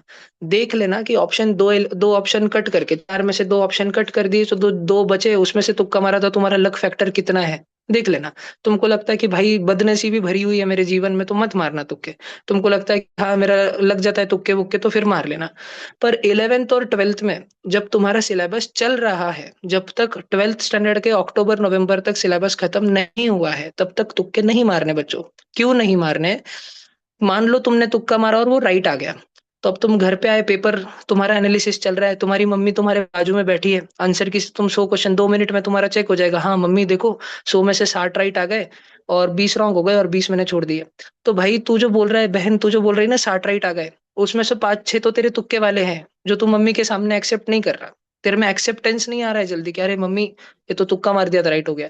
तेरा काम है कि जो सच्ची में तुझसे राइट हुआ है, वेरी गुड, एक बार उसको भी ओवरव्यू कर ले, कहीं तूने गलत अप्रोच से तो नहीं सोचा था। फिजिक्स का कोई क्वेश्चन जिसका आंसर बी था, तू भी बी टिक करके आया, लेकिन तूने कुछ तो गलत मेथड से बी ला लिया था, जबकि वो तेरी वाली मेथड बिल्कुल रॉन्ग थी, सच्ची वाली मेथड कुछ अलग थी। पेपर एनालिसिस करना, ये सबसे उच्च दर्जे के जो टॉपर्स होते हैं, all India rank top 100, top 200, top 500, top 1000, JEE और नीट दोनों के, इनमें ये कॉमन ट्रेट होता है। जितने टॉपर मैंने देखे, मैंने आज तक ऑल इंडिया रैंक टॉप 1000 में जितने बच्चे देखे हैं, सबका, और टॉप, और आपको अगर 1000वें रैंक से आपका बच्चा आपको टॉप 100 में लाना है, आपको 1000वें रैंक से आपका बच्चा टॉप 200, टॉप 50 में लाना है, डबल डिजिट सिंगल डिजिट लाना है, तो फिर मम्मी का रोल, पर्टिकुलरली इंडिया जो है मदरहुड सोसाइटी है, मम्मी ज्यादा बच्चे के क्लोज रहती है, तो मम्मी का रोल बहुत बढ़ जाता है। मम्मी को पेपर एनालिसिस के टाइम बच्चे के सिर्फ बाजू में बैठे रहना है। बच्चा चेक कर रहा है अभी कि अरे अच्छा मेरा इतना इतना सही हो गया, तो मम्मी बाजू में बैठी है, मम्मी देख रही है, अच्छा 100 क्वेश्चन में से आपके कितने राइट हुए, बच्चा बोल रहा है मम्मी 70 राइट हो गए। तो मम्मी का काम है पहला क्वेश्चन ये पूछना है कि बेटा तू बोल रहा है 70 राइट है, अब इसमें दो चीजें देख, जो तेरे राइट है ना उसमें दो चीजें देख। पहली चीज, ऐसे कितने क्वेश्चन है जो तेने तूने तुक्के मार दिए और राइट हो गए, तो उन राइट में गिन मत। तेरा आज तुक्का लग गया, कल को नहीं लगेगा। दूसरी चीज, आज तेरा वो क्वेश्चन राइट हुआ है, एक बार तू वापस उसको सॉल्व, तेरे को जिस पे डाउट है ना, कि तेरे को लग रहा है कि अरे यार ये क्वेश्चन पे तो मैं 2 मिनट 3 मिनट अटका हुआ था, और आंसर की से चेक करते टाइम तू घर पे खुश हो गया, अरे हाश चलो राइट आ गया, बड़ा भला हो गया। लेकिन उसको चेक कर ले, तेरा तो शायद तूने गलत तरीके से सॉल्व कर लिया बेटा, और तेरे दिमाग में बैठ गया कि ऐसे ही करना होता है, ऐसे ऐसे क्वेश्चन आएगा फिजिक्स का तो ऐसे ऐसे ही करना होता है, तो तू आगे कभी ना कभी मार खा जाएगा, अगले एग्जाम में मार खा जाएगा। मम्मी के दो क्वेश्चन है, मैं एक बार वापस रिपीट करता हूँ। मम्मी का पहला क्वेश्चन है कि बेटा तू जो बोल रहा है ना 100 में से तेरे 70 राइट है, इसमें पहला चीज जो है तू ये देख कि तेरे राइट में तुक्के कितने लग गए, उसको तू डिस्कार्ड कर दे, वो गिन मत। मम्मी का दूसरा क्वेश्चन है कि अब जो तूने तुक्के वाले हटाए, मान ले 70 में से तेरे 5 तुक्के लगे थे, हटा दिए, 65 तेरे तू बोल रहा है राइट है। बेटा 65 में एक बार अच्छे से नजर मार, शांति से बैठ के 1 घंटा लगने दे पर नजर मार, ऐसे कितने क्वेश्चन है जो शायद तुझे अब लगता है कि अरे ये तो मैंने गलत मेथड से सॉल्व कर दिया, रॉन्ग मेथड से सॉल्व कर दिया, पर मेरा एग्जाम में कुछ करके राइट आंसर आ गया। उसको नजरअंदाज नहीं करना, बच्चे की गलती सुधारना, ये मम्मी का काम है। कोचिंग क्लासेस, आप ध्यान से सुनिए, कोचिंग क्लासेस में एक टीचर स्टार बैच भी रहे तो 10-20 बच्चों को लेके बैठेगा। वो टीचर को दिन भर में 5 से 6 लेक्चर लेने हैं, बच्चों के डाउट सॉल्व करने हैं, और फिर घर पे जाके उसकी फैमिली लाइफ है। वो टीचर रोज आपके बच्चे के साथ या हर संडे को टेस्ट पेपर होने के बाद आपके बच्चे के साथ नहीं बैठ सकता, इतना एनालिसिस करते।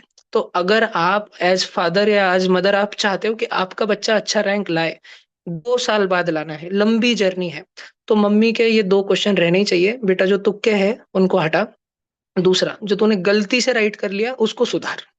ठीक है, ये मम्मी का काम है। आप इस साल के ऑल इंडिया रैंक 8 देवेश भैया के मम्मी से बात कर लीजिए, लास्ट ईयर वेद लाहौटी आप उसके मम्मी से बात कर लीजिए, ये रहता है। ठीक है, ये रहता ही है। तनिष्का, आप बोलोगे कि आपके गांव की वो तनिष्का नाम की लड़की, उसकी भी मम्मी करती थी क्या? नहीं, उसकी मम्मी नहीं करती थी, तो उसका रैंक 911 आया ना। बच्चा खुद करेगा ना तो 1000 के आसपास रैंक आएगा, 1000, 1500, 2000, है ना, 600-700। मम्मी भी बच्चे को हेल्प करेगी ना, मम्मी का वॉच रहेगा ना 2 साल, तो बच्चे का रैंक 1000 से एक जीरो कट होके 100 में आ जाएगा, 100-200 वाली रेंज में आ जाएगा। और फिर बच्चे में और भी पैरामीटर है। बच्चे में अगर डेली हार्ड वर्क ज्यादा है, बाकी बच्चे अगर 16 घंटे पढ़ रहे हैं, और लिटरली बोल रहा हूँ 16 घंटे पढ़ रहे हैं, और आपका बच्चा 16.5 घंटे रोज पढ़ता है, इतनी शिद्दत से पढ़ रहा है 11वीं 12वीं में, तो फिर all India rank double digit वाले कैलिबर में जाएगा। फिर वो तो उस दिन लग डे है सारा का सारा, बाद में एग्जाम में। राइट, ये एक मैंने पेपर एनालिसिस का बोला। फिर ये तो हुआ जो सही क्वेश्चन है। ध्यान से सुनो बच्चों, क्योंकि मैंने शुरू में ही बोला पेपर एनालिसिस के ऊपर 15 मिनट दूंगा। ये जो मैं भी बोल रहा हूँ ना, जो सबसे ऊंचे दर्जे के मम्मी पापा होते हैं ना, जिनका बच्चा ऑलरेडी अभी 11th में है और पूरे इंडिया में उसके चर्चे, अरे वो एलन मुंबई के कोहिनूर बैच में XYZ बच्चा बैठा है, उसने तो 10th में ही इस ओलंपियाड की फलानी लेवल निकाल दी, 11th में तो दो दो लेवल निकाल दी, पक्का अगले साल सिंगल डिजिट में आएगा। इसे ये बच्चों के जो चर्चे चलते हैं ना पूरे इंडिया में, इनके बिहाइंड, मतलब इनके पीछे जो है ना, इनके मम्मी पापा ऐसे खड़े होते हैं, इनके मम्मी पापा पेपर एनालिसिस में इतना मदद करते हैं। तो मैंने अभी राइट क्वेश्चन का बताया। रॉन्ग क्वेश्चन कि अच्छा बेटा आपके कितने रॉन्ग हुए? बच्चा बोला मम्मी 70 राइट हुए। मम्मी बोली 5 तुक्के वाले हटा, और जो 5 तूने गलती से सही सॉल्व कर लिए थे उनको हटा, उनको सुधार ले, सीख ले, कल सर से पूछ लेना कि कैसे सॉल्व करते हैं, नहीं तो आज निपट ले, गूगल से कर ले, यूट्यूब से कर ले। अब 30 रॉन्ग हुए, वो 30 का रॉन्ग का क्या? चल बेटा अब तेरी ना, पहले सबसे पहले गूगल नहीं करना, गूगल लेंस नहीं करना, चैट जीपीटी नहीं करना, AI यूज नहीं करना। बच्चों, तुम में से कई जन 11th और 12th में अकेले रहने वाले हो, तुम्हारी मम्मी तुम्हारे साथ नहीं आने वाली है। ठीक है, तुम संभाजी नगर रहो, तुम मुंबई रहो, तुम पुणे रहो, तुम कोटा रहो, कईयों की मम्मी साथ में नहीं आने वाली है, तो तुमको भी ध्यान रखना है। Chat GPT, Google lens, Doubtnut, topper, सब कुछ सेकेंडरी है। तो भैया फिर जो 30 क्वेश्चन रॉन्ग हुए उसको कैसे सुधारे? वन एंड ओनली फर्स्ट, सबसे पहले अपने खुद के कोचिंग के नोट्स खोलो, पूरे सिर्फ notes, no reference book. Reference book लेने को नहीं बोले वाला है मैंने। और मैंने जो तुमको नाम बताया ना, physics teacher Neeraj Kumar, MS Chauhan, और अपना कपिल वाधवा, ब्लैक बुक, ये मैंने जो 5 किताबें बताई ना तुमको, और फिंगर टिप्स, इसमें खाली के सवाल भरे हुए, क्वेश्चन सॉल्विंग की किताब है, इसमें कोई थ्योरी फ्योरी नहीं मिलेगी तुमको। ठीक है, सिर्फ ओनली क्वेश्चंस मिलेंगे।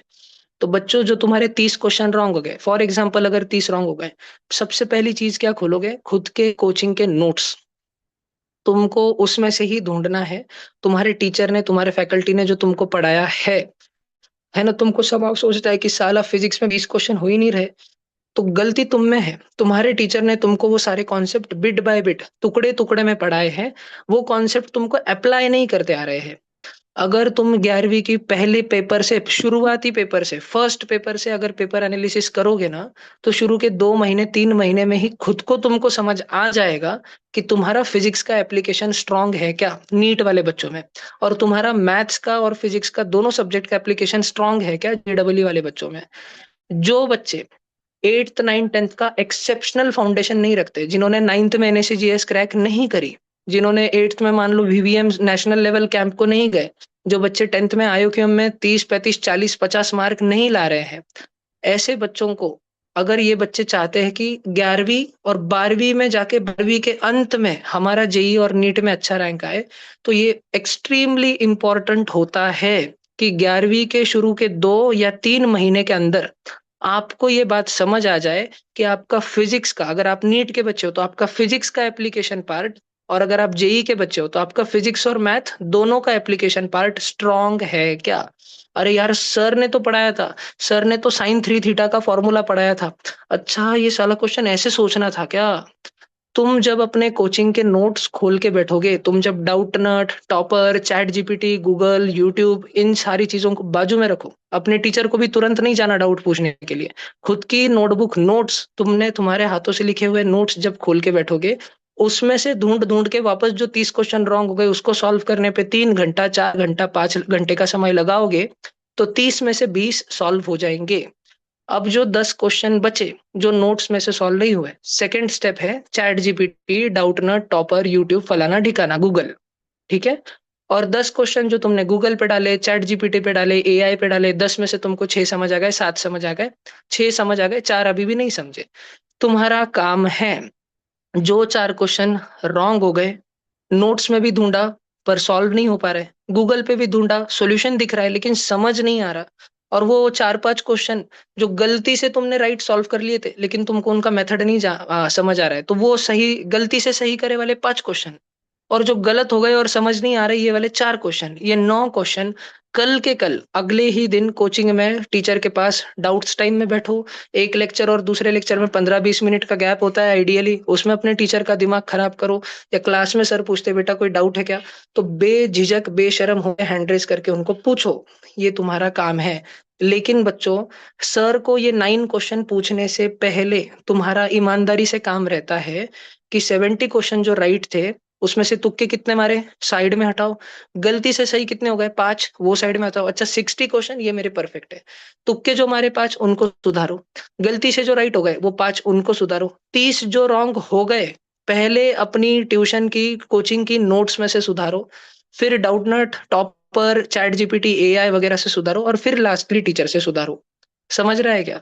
पेपर एनालिसिस का ये पूरा प्रोसेस है। मैं तुमको आज तक के तुम 20 साल के ऑल इंडिया रैंक 1 उठा लो, तुम सिंगल डिजिट पूरे के पूरे रैंक उठा लो, तुम टॉप 200 रैंक उठा लो, जेई के उठा लो, नीट के उठा लो, हर एक बच्चा, और जितना बेहतर उसका रैंक उसके साथ में 100% उसकी मम्मी या पापा रहेंगे। 100% पेपर एनालिसिस में जितना बेहतर रैंक। और अगर बच्चा खुद कर रहा है, और 2 साल टिके रहना भाई साहब इतना मुश्किल चीज है। 2 साल पेपर एनालिसिस करना, बच्चा फॉर्म फॉर्म में मोटिवेशन में पहला संडे कर लेता है, दूसरा संडे कर लेता है, तीसरे संडे को पेपर से जब आता है दोपहर में 12 से 3 पेपर था, 3 बजे हॉस्टल के बच्चे बोलते हैं अरे चलना अभी क्या कर रहा है, चल 1 घंटा पार्क में जाके आएंगे, कोटा में है ना। और मुंबई में भी बोलते हैं चलना थोड़ा देख के आएंगे, घूम के आएंगे, चल इतना क्या बैठा है। तो ये तो 2 साल टिक पाना इतनी मुश्किल चीज है ना पेपर एनालिसिस। ये सेकंड, मैं 3 जरूरी चीजें बोल रहा हूँ। पहली चीज मैंने बोली कि आपको प्रीवियस ईयर क्वेश्चन पेपर पे कमांड लाना है। आप उसकी चिंता ही ना करो, मैंने बोला ही ना, सारे कोचिंग इंस्टीट्यूट का मटेरियल ऐसा ही बनाया गया है कि उसमें previous year question paper involve ही होते हैं। और आप एजुकेशनल ग्रुप पे तो, व्हाट्सएप ग्रुप पे तो हो ही वैसे भी, तो आपको वो मैं करवा ही दूंगा। जब आप 11th में 12th में आ जाओगे तो मैं करवा ही दूंगा प्रीवियस ईयर क्वेश्चन पेपर सारा। दूसरी चीज मैंने बोली पेपर एनालिसिस। मैंने पेपर एनालिसिस बच्चों समझाने पे 15 मिनट दिए हैं। ठीक है, मैं पेपर एनालिसिस के ऊपर 2-2 घंटे बात कर सकता हूँ, मैंने 15 मिनट में कम से कम समय में, क्योंकि मम्मी लोग बोर ना हो जाए, पापा लोग बोर ना हो जाए कि अरे यार हमारे दिमाग को क्यों टेंशन दे रहे हो। मैंने तब भी 15 मिनट में समझाया है। पर प्लीज ये बहुत जरूरी है। तीसरी चीज है विच इज डिस्ट्रैक्शन, जो कि तुम्हारे जनरेशन में सबसे ज्यादा है। दो सबसे बड़े डिस्ट्रैक्शन, सोशल मीडिया और गर्लफ्रेंड बॉयफ्रेंड। तो उस पे ऐसा है, सोशल मीडिया तो मम्मी पापा ही कंट्रोल रखे, कि पूरा पेरेंटल लॉक रहना चाहिए फोन पे। और किसी मम्मी का और किसी पापा का अगर ऐसा कहना आता है कि भैया हमको समझ ही नहीं आता ये फोन इतना बच्चे फास्ट चला लेते हैं, तो अरे सीखिए ना। आप न्यू जनरेशन पेरेंट्स, आपको भी बनना पड़ेगा ना, ये बहुत फास्ट जनरेशन है तो आप भी फास्ट जनरेशन के साथ थोड़ा थोड़ा फास्ट बनो ना। आप जब बच्चे सुबह स्कूल जाते हैं शाम में कोचिंग जाते हैं, तो आप थोड़ा यूट्यूब पे डालो ना, कि ये हिंदी में डालो ना, उसको माइक पे पूछो पेरेंटल कंट्रोल कैसे लगाए। यूट्यूब पे डालो ना थोड़ा how to use parental control. जब आपका बच्चा कोचिंग में गया हुआ है 4-5 घंटे के लिए, तो थोड़ा यूट्यूब पे आप देखो ना कैसे करते हैं, और बच्चा आने से पहले आप भी ये सीख लो कि यूट्यूब की हिस्ट्री से कैसे डिलीट करें, क्योंकि आपका बच्चा बहुत होशियार है। अच्छा मम्मी तू ये देख रही थी, वो समझ जाएगा। ठीक है, तो आप भी थोड़ा न्यू जनरेशन पेरेंट्स बनो। और 2 साल आपका बच्चा कितना ही दूर रहे, देखो अगर आपका बच्चा नीट कर रहा है ना, कोई बच्चा नीट, स्मार्टफोन की तो लगेज गरज नहीं भैया। ठीक है, अगर आप अच्छे कोचिंग के अच्छे बैच में हो, आपको लगेगा भैया आपने ही आधे घंटे पहले भाषण में बोला था कि वो वाइब्रेंट का फिजिक्स और केमिस्ट्री का कोर्स लगा के रखना। मैं क्या कंडीशन दे रहा हूँ, आप अच्छे कोचिंग के अच्छे बैच में हो अगर हो, तो स्मार्टफोन की जरूरत ही नहीं है, लेके ही मत जाओ। ठीक है। और भाई तुम्हारा गर्लफ्रेंड अगर है, और दीदी तेरा बॉयफ्रेंड अगर है, तो तू 2 साल चुप रहे भाई। तू एक बार कॉलेज में चले जा, तू ला ले all India rank top 100 top 500 ला ले, तेरे को जो येड़े चाले करने हैं वो कर, एक बार लाके दे दे। तेरे मम्मी पापा को सेटिस्फेक्शन दे दे कि देखो मैंने ये अचीव कर लिया है। मैं आईआईटी 10,000 रैंक की बात नहीं कर रहा, तू टॉप 500 टॉप 1000 लाके बता दे। और उसके लिए तो ये प्लीज ये चीजें छोड़, मैं इतना ही बोल सकता हूँ। ठीक है।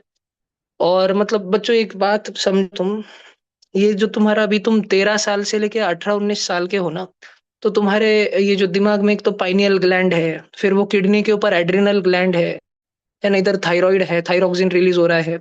ये हॉर्मोन्स है ना, तुम जब से पैदा हुए ना, तुम्हारे शरीर में ये अंग थे, पाइनियल ग्लैंड था, एड्रिनल था, ये तुम्हारे शरीर में थे। लेकिन ये जब तुम 13-14 साल के हो गए ना, तो अचानक से एक्टिव हो गए।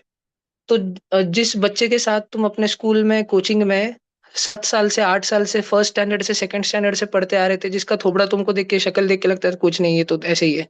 और अचानक से तुमको उससे ऐसा हो रहा है कि अरे इससे तो मुझे प्यार हो गया। अरे भाई ये तुमको नहीं हुआ, ये तुम्हारे जो अंदर हॉर्मोन्स है ना ये पागल हो गए हैं एकदम से तुम्हारे। जैसे न्यू बॉर्न बेबी माँ के गर्भ में से बाहर आने के बाद रोता है ना बच्चा, उसको समझ नहीं आ रहा है, या न्यू इन्फेंट है, आप देखो 2 साल का 2.5 साल का बेबी है, एक आधा चल रहा है थोड़ा, तो गुलाब का झाड़ है कहीं पे पॉट में लगाया हुआ, उसको काटे, वो बच्चे को नहीं समझ आता, वो जाके छू लेगा फिर रोता बैठेगा, काटा चुभ गया है तो। तुम बात समझ रहे हो, क्यूरियोसिटी है। तो ये जो तुम्हारे जो शरीर के अंदर जो अंग है बच्चों, तुम तो जानते हो ना, तुम तो समझदार हो, तुमने तो पढ़ा है 10वीं में, ग्लैंड्स जो है ये तुम्हारे सारे, तो ये तुम्हारे शरीर में थे, लेकिन एक्टिव अभी हुए हैं। तो और जो एक्टिव हो गए हैं तो तुमको ऐसा लग रहा है कि यही मेरा सपनों का राजकुमार है और यही मेरे सपनों की राजकुमारी है।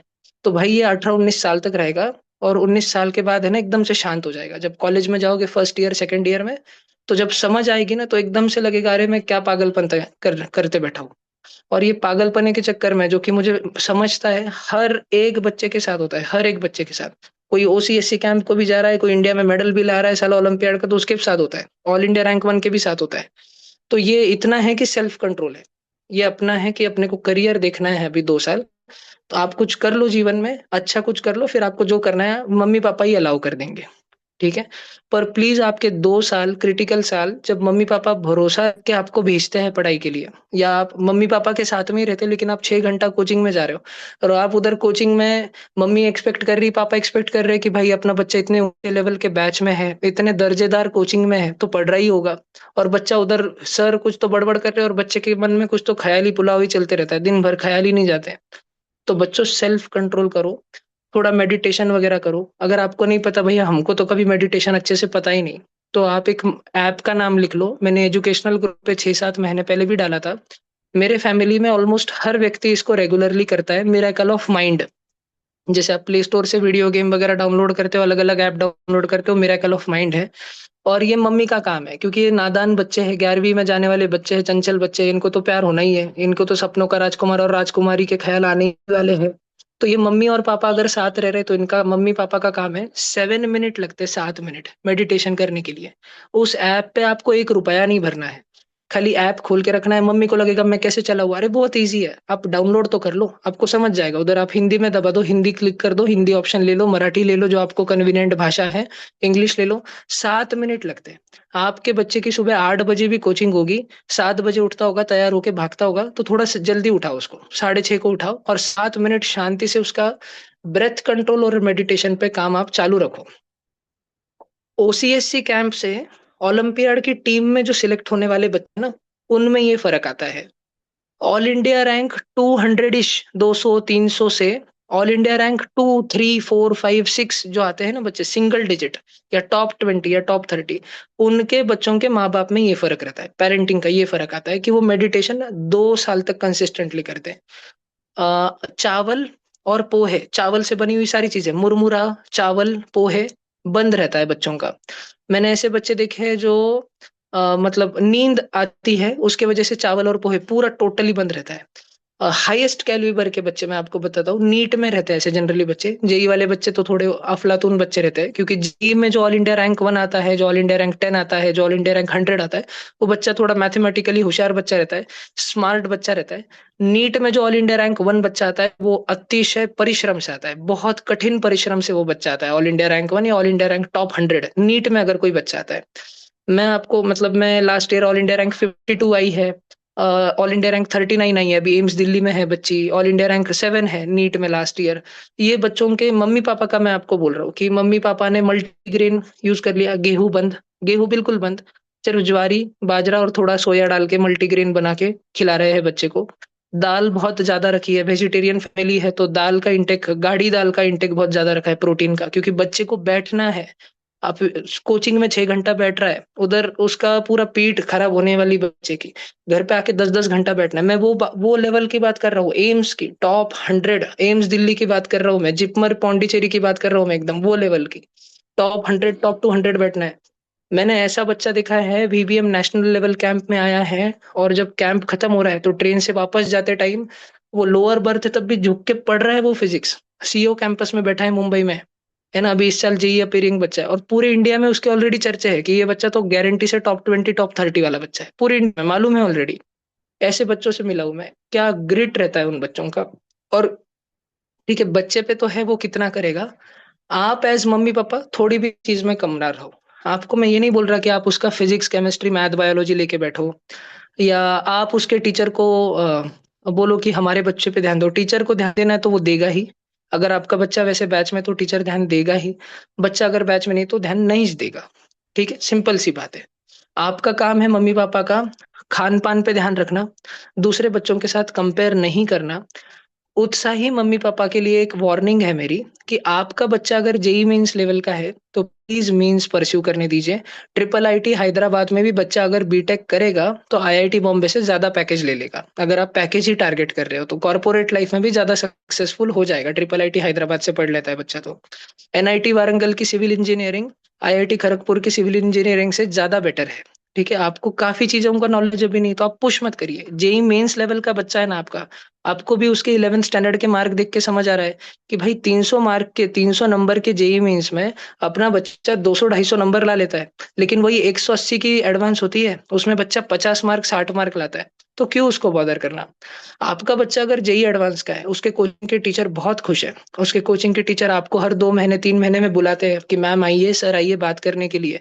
तो आपको भी दिख रहा है कि बाबा इतना भाव अपने को जब दे रहे हैं तो अपना बच्चा कुछ अच्छा गुल खिला रहा होगा, इसलिए तो कोचिंग वाले बुला रहे हैं, नहीं तो उनके पास किधर समय है।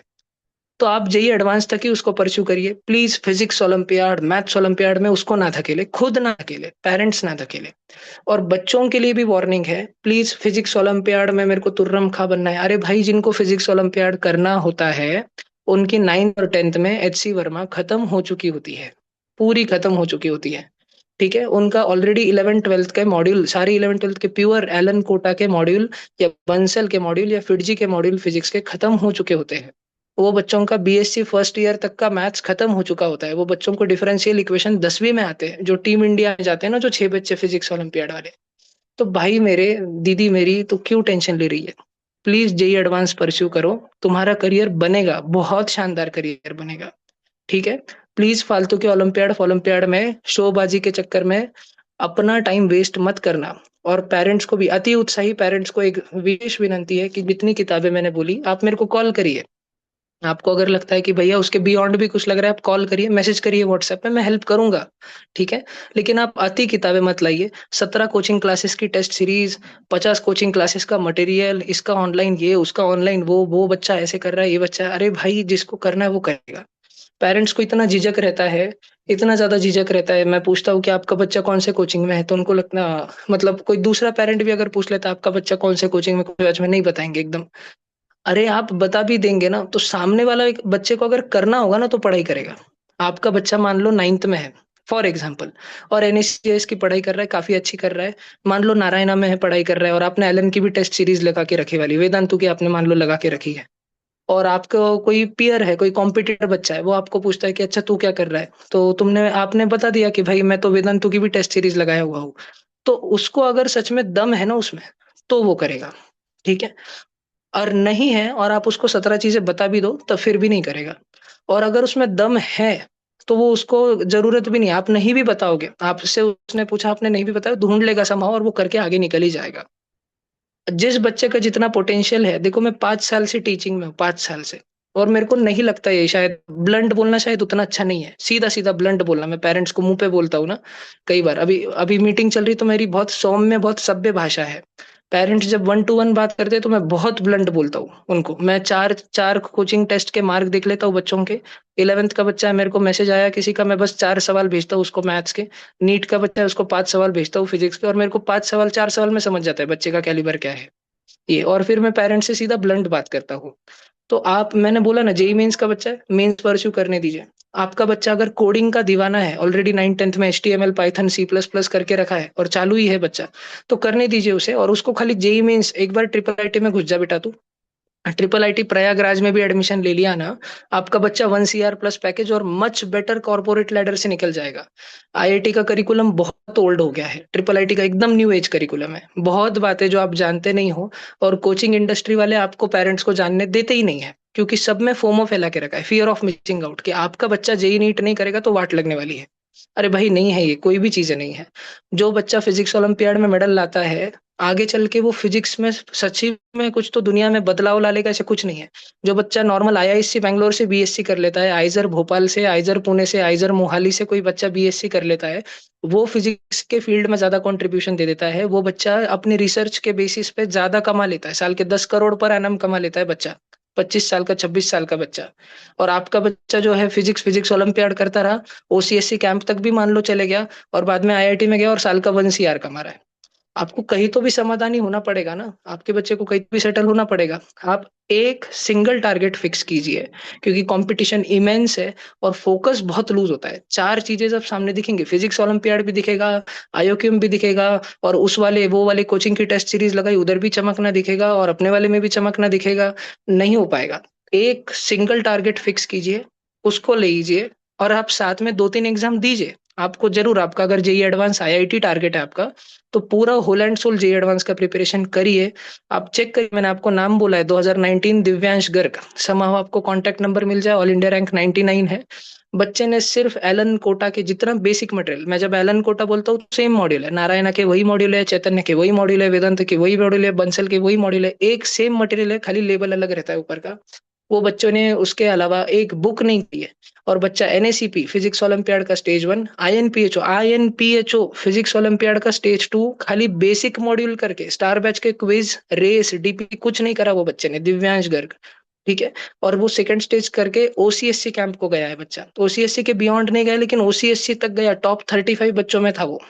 आप सोचिए, सिंपल सा बच्चा। मैंने उसका मतलब डाइट भी देखा है वो भैया का, क्योंकि हम सब शुरू में तो, हम जब नए नए थे 11th में, तो मस्ती वाले बच्चे थे, सबको मस्ती सूझती है कि अभी रात में मम्मी का फोन आता है कि सोने का टाइम हो गया, सो जाओगे अभी, तो हम बोलते हैं हाँ सो जाएंगे, 10:30 बज रहे हैं, और फिर 2 बजे तक सब लोग 11वीं वाले बच्चे गप्पे मारते खड़े हैं बालकनी में सबके सब। लेकिन दिव्यांश भैया को देख रहे हैं कि दिव्यांश भैया रात के 1 बजे आ रहे हैं और बोल रहे भाई थोड़ा शांत रहो, मैं पढ़ रहा हूँ। और फिर सब एकदम शांत हो जाते हैं कि भाई यूटीए में इस बैच का बच्चा, एकदम शांत हो जाओ सब लोग। ऐसे वाला बच्चा एकदम शब्द, एकदम हम्बल। किसी ने 11वीं का कोई बच्चा अगर उनको पूछ लेता था दिव्यांश भैया को कि भैया मेरा ये डाउट है S2 एक्सरसाइज का, बता दोगे रोटेशन का, तो ऐसे ही 1 मिनट में बता देंगे, टाइम रहा तुरंत बता देंगे, हम्बल सा बच्चा एकदम। मैं और 5 साल से मैं बच्चों को पढ़ा रहा हूँ, मैंने देख लिया है और समझ लिया है, जिस बच्चे को करना है वो करेगा। मम्मी पापा खाली इतना प्रयास कर सकते हैं कि बच्चे को डिस्ट्रैक्शन फ्री रखे, मेडिटेटिव रखे, फोकस्ड रखे, अच्छी डाइट रखे, और बॉदर ना करे 17 चीजों के। खुद अतीत उत्साही ना हो जाए, बच्चे को जो यश लाना है, जो उसका लिखा है थोड़ा एक प्रकार से, जो उसको करना है वो कर जाएगा। राइट। अब थोड़ी कोचिंग की बात करते हैं। और ऐसा मान लो कि आप में से ऐसे मान लेता हूँ कि क्या प्री रिक्विसाइट है हमको, अगर जेई करना है भैया, हम कैसे ये समझ पाए कि हमारा बच्चा जेई मेंस लेवल का है, किसी महाराष्ट्र सीईटी वाले लेवल का है, कि जेई एडवांस लेवल का है, कि हमारा फिजिक्स ओलंपियाड वाला लेवल का बच्चा है। तो मैं फिजिक्स ओलंपियाड की अभी तो बात नहीं करूंगा, क्योंकि वो बहुत अलग ही टॉक है वो, बिल्कुल। मतलब उसमें जो जिस प्रकार के पेरेंट्स और जिस प्रकार के बच्चे सामने जूम मीटिंग में बैठे रहते हैं, वो भी मीटिंग्स होते हैं, वो क्लोज्ड रूम मीटिंग रहते हैं, उसके बारे में कभी एजुकेशनल ग्रुप पे नहीं आती है लिंक वगैरह, 1-to-1 जाती है वो, और वो बात होती है। तो मैं अभी आपको बेसिक एक क्राइटेरिया बोलता हूँ बच्चों को। अभी दिसंबर है, आज 13 तारीख है। राइट। और आप सभी बच्चों के सीबीएसई, आईसीएसई और स्टेट बोर्ड्स फरवरी और मार्च में है। राइट। तो 15 फेब से मान लो 15 मार्च, आप 1-1.5 महीना तब बोर्ड्स में थोड़ा बिजी हो जाओगे। तो मेरा first whole and soul advice आप सभी बच्चों को ये है, 10वीं के बच्चों को, कि आप जब 25 जनवरी, 26 जनवरी आएगी रिपब्लिक डे, उस दिन से आप 10वीं बोर्ड की पढ़ाई शुरू करना, जितने परसेंटेज आए। अगर आपके पेरेंट्स भी मेरी इस बात से सहमत हो, तो अगर पेरेंट्स की अपेक्षा है कि नहीं नहीं हमारा बच्चा स्कूल टॉपर है और स्कूल टॉपर बन के निकलना चाहिए, बहुत प्रेशर है स्कूल का, ठीक है, वो स्कूल का प्रेशर नहीं, आपकी भी इच्छा है कि आपका बच्चा निकले, अगर पेरेंट्स मेरी बात से सहमत है, तो फिर आप 26 जनवरी के बियॉन्ड ही आपके बच्चे को 10वीं बोर्ड की प्रिपरेशन में इंडल्ज कराए। उसके तब तक आप बिल्कुल 10वीं पे, मतलब स्कूल में प्रीलिम्स चल रहे हैं, ओरल एग्जाम चल रहे हैं, तो फॉर्मेलिटी आप दीजिए। बच्चा सुबह उठे, 6 बजे उठ रहा है, 7 बजे, 8 बजे, 7:30 बजे स्कूल की बस आ रही है, तो थोड़ा 5 बजे उठे और 2 घंटे में जितनी पढ़ाई हुई उतने पे स्कूल का प्रीलिम्स का एग्जाम दे दे खाली, और घर पे आ जाए। घर पे जैसे ही हाफ डे वगैरह आ गया, 1 बजे, 2 बजे, वॉट एवर टाइम आ गया, आने के बाद अगले नेक्स्ट डे के स्कूल के पेपर की पढ़ाई नहीं करना, प्रीलिम्स की पढ़ाई नहीं करना। कल हिंदी का भी पेपर होगा, कल एसएसटी होगा एकदम भयंकर, और कुछ हिस्ट्री का, एच नहीं है, एच भी नहीं मालूम, हिस्ट्री का कुछ भी नहीं समझ आता, सीबीएसई में सब दिमाग के ऊपर से जाता है। फिर भी जितना सुबह उठ के 2 घंटे में उतने पे देना है। और फिर करना क्या है भाई? तो करना है, एक वेबसाइट है ई बाल भारती, मैं आज सेशन के बाद ग्रुप पे डाल दूंगा। ई बाल भारती बुक्स, मतलब ये क्या है, इस पे महाराष्ट्र स्टेट बोर्ड की जो 11वीं और 12वीं की किताबें हैं, जो जेडबलई चाहते हैं ना, जो बच्चे जेडबलई करना चाहते हैं, उनको खत्म करना है। इसका मैथ्स 11th और 12th वाला मैथ्स खत्म करना है। महाराष्ट्र स्टेट बोर्ड की आप किताब खरीद लीजिए, 11वीं की दो किताबें आती है टेक्स्ट बुक, और 12वीं की दो। एनसीईआरटी से मच बेटर लैंग्वेज में, मच सिंपल लैंग्वेज में एंड मच डिफिकल्ट क्वेश्चंस भरे पड़े हैं महाराष्ट्र स्टेट बोर्ड की बुक में।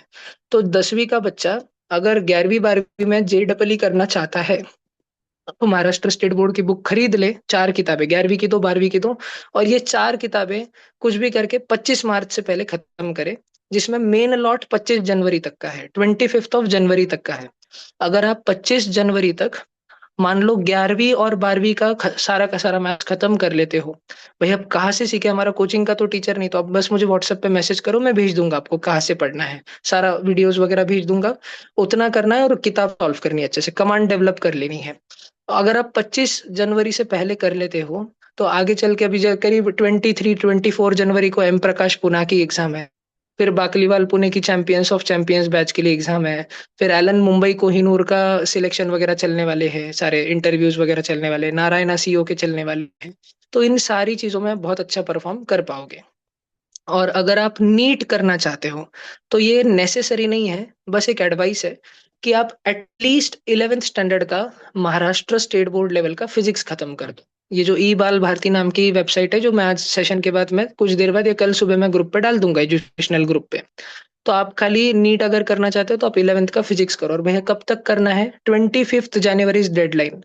भाई जेई वाले को इतना नाइंसाफी, 11वीं और 12वीं दोनों खत्म करना है? हाँ भाई करना है, तो तभी तो दिख के आएगा, और समझ भी आना चाहिए तुमको। खाली करते जा रहे हो, करते जा रहे हो, पल्ले कुछ नहीं पड़ रहा, खाली नोट्स बनाए जा रहे हो वीडियो देख के, पल्ले कुछ नहीं पड़ रहा, वो नहीं चलेगा। ठीक है, मैं आपको ग्रुप पे भी डाल दूंगा।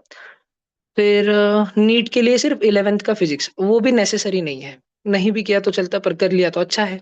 ठीक है। अब क्लासेस की बात करता हूँ। मेरा मैं एकदम ऑनेस्ट ओपिनियन दे रहा हूँ, एकदम ऑनेस्ट। हाँ, हर क्लास के कुछ प्रोज है, कुछ कॉन्स है, हर क्लास की कुछ अच्छी बातें हैं, कुछ बुरी बातें, हर कोचिंग की कुछ अच्छी बातें, कुछ बुरी बातें। मैं जैसे है थोड़ा बता देता हूँ आपको। एक है एम प्रकाश पुणे।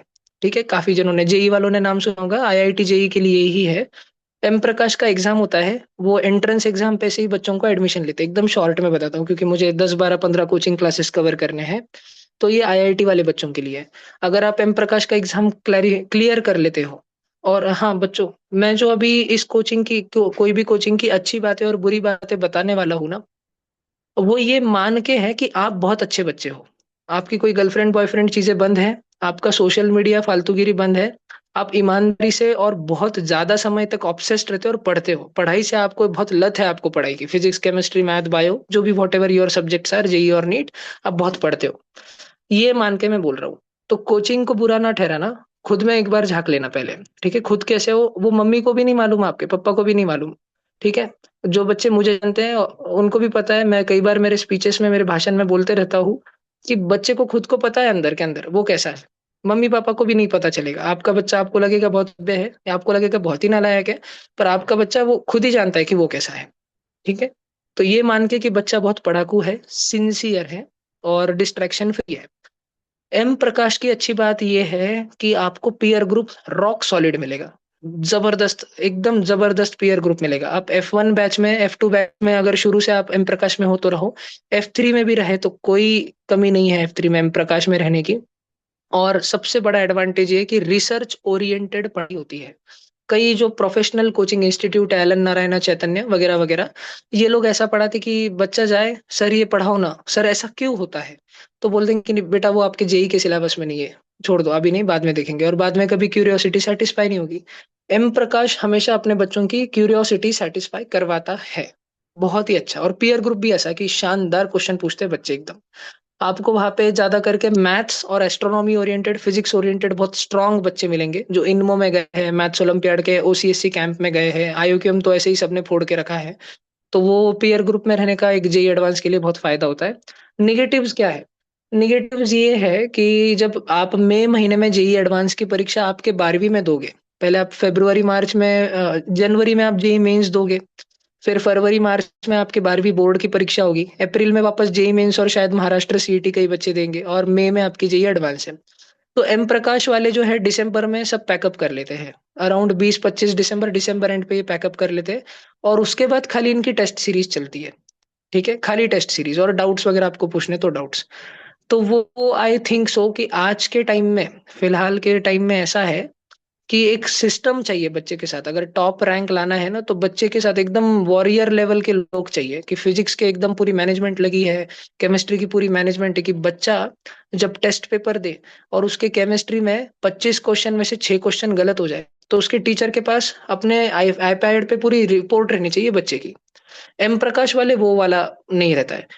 एम प्रकाश से रिजल्ट आता है क्या? सरप्राइजिंगली हाँ, क्योंकि पीयर ग्रुप ही वैसा रहता है, मतलब बच्चे ही वो टिकते हैं वहां पे जिनको पढ़ना है, बहुत ही डिवोटेड, बहुत ही सिंसियर बच्चे।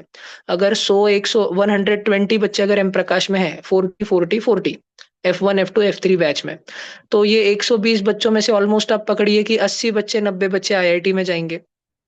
एलन पुणे में 7 साल से अपने ऑपरेशंस चला रहा है, बाकलीवाल है पुणे में इतने सारे वर्षों से, और एलन तो पूरा फुल कमर्शियलाइजेशन है एलन का, 6-6 बिल्डिंगे है वहां पे।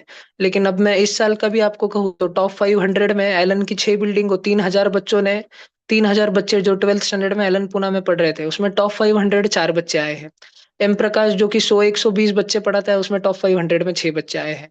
टॉप 1000 की अगर हम बात करें तो एलन पुणे में 9 बच्चे आए हैं टॉप 1000 में। एम प्रकाश की बात करें तो टॉप 1000 में 12 बच्चे आए हैं। तो 100-120 बच्चों वाला नॉन कमर्शियल ब्लंट पढ़ाना, अच्छे प्रोफेसर, थोड़े ओल्ड एज प्रोफेसर है, लेकिन वो वाला पढ़ाने वाला इंस्टीट्यूट जहाँ पे पीयर ग्रुप बहुत रॉक सॉलिड है, जबरदस्त। आपको बाजू का बच्चा, आप उसको देख के मोटिवेटेड हो जाओगे पढ़ने के लिए। और सब हेल्पफुल है, क्योंकि मैथमेटिकली सब, जितना मैथमेटिकली स्मार्ट बच्चे रहते हैं वो जनरली हेल्पफुल बच्चे रहते हैं, एक दूसरे को हेल्प करते हैं पीयर ग्रुप का। और वो एक फायदा है एम प्रकाश का। निगेटिव मैंने बोला दिसंबर में ये पैकअप कर लेंगे, तो फिर आप 5 महीने आपको शायद एलन की टेस्ट सीरीज लगानी पड़े, या बाकलीवाल की लगानी पड़े, या आप ऑनलाइन श्री चैतन्य नारायणा का कुछ लगा लो, है ना। और आप अच्छे बच्चे अगर हो, तो ये लोग तो कोचिंग वाले तो आपको सब फ्री वगैरह में दे ही देंगे, तो आप उसकी चिंता ना करो, थोड़े बहुत पैसे की। राइट, एक एम प्रकाश का है।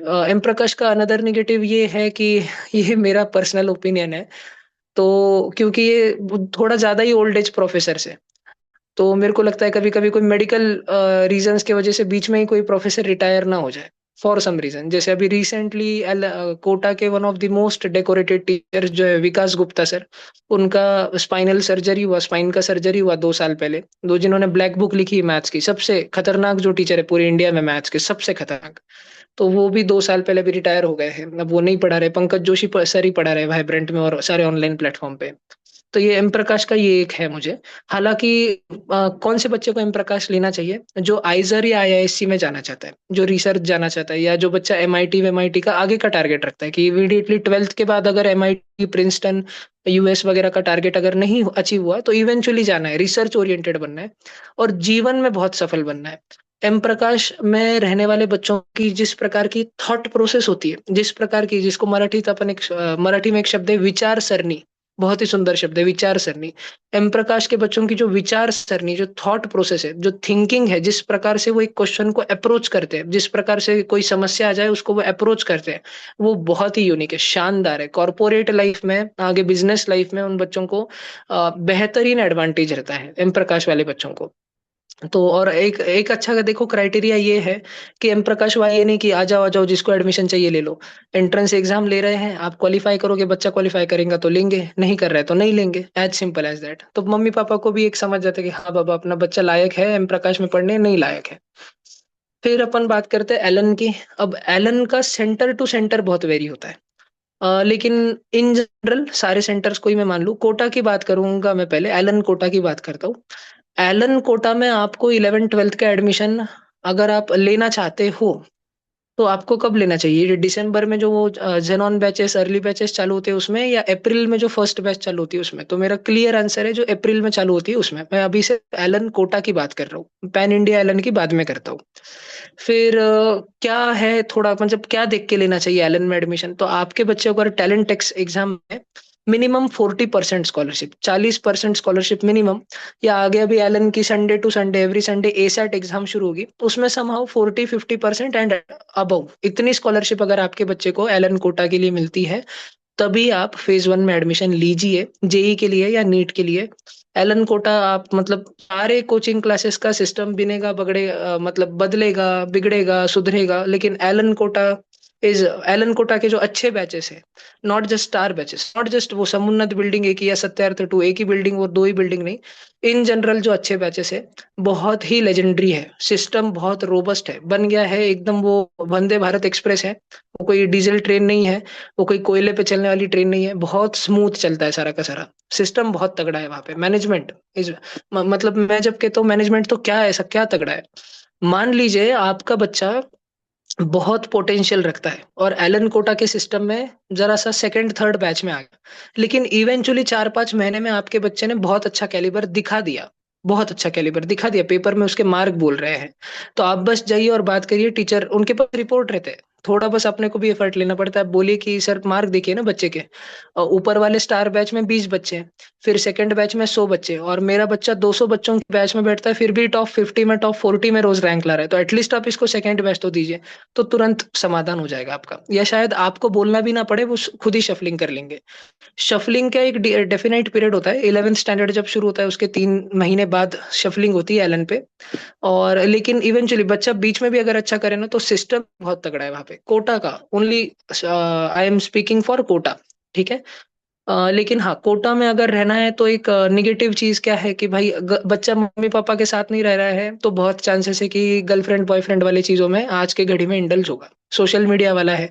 देखिए 2016 में जब अंबानी जी ने जियो लॉन्च किया और फिर घर घर में मोबाइल फोन स्मार्टफोन, एक घर में एक स्मार्टफोन की जगह दो दो, फिर इवेंचुअली तीन तीन, और कोविड में तो 4 स्मार्टफोन हो गए सबके घर में, लैपटॉप भी आ गया, पीसी भी आ गया, तो इसके बाद अभी बच्चों के पास कोटा जा रहा है तो स्मार्टफोन देते ही है कोई भी पेरेंट्स, तो सोशल मीडिया का यूसेज बच्चे का और बिगड़ना वगैरह के चांसेस बहुत रहते हैं, तो अगर कोई पेरेंट्स कोटा भेजने की सोच रहे हैं तो अगर एक्सट्रीमली सिंसियर बच्चा होगा, मैं तो सिर्फ मेरे बच्चों के केस में कह सकता हूँ, मैंने जिनको 3-3 4-4 साल यहाँ पर मेरे गांव के जो 2-4 ऑनलाइन बच्चों को मैंने पढ़ाया है, करीब 30 बच्चे, उनको मैं जानता हूँ एक एक को, मैं पर्सनली उनके पेरेंट्स को कह सकता हूँ।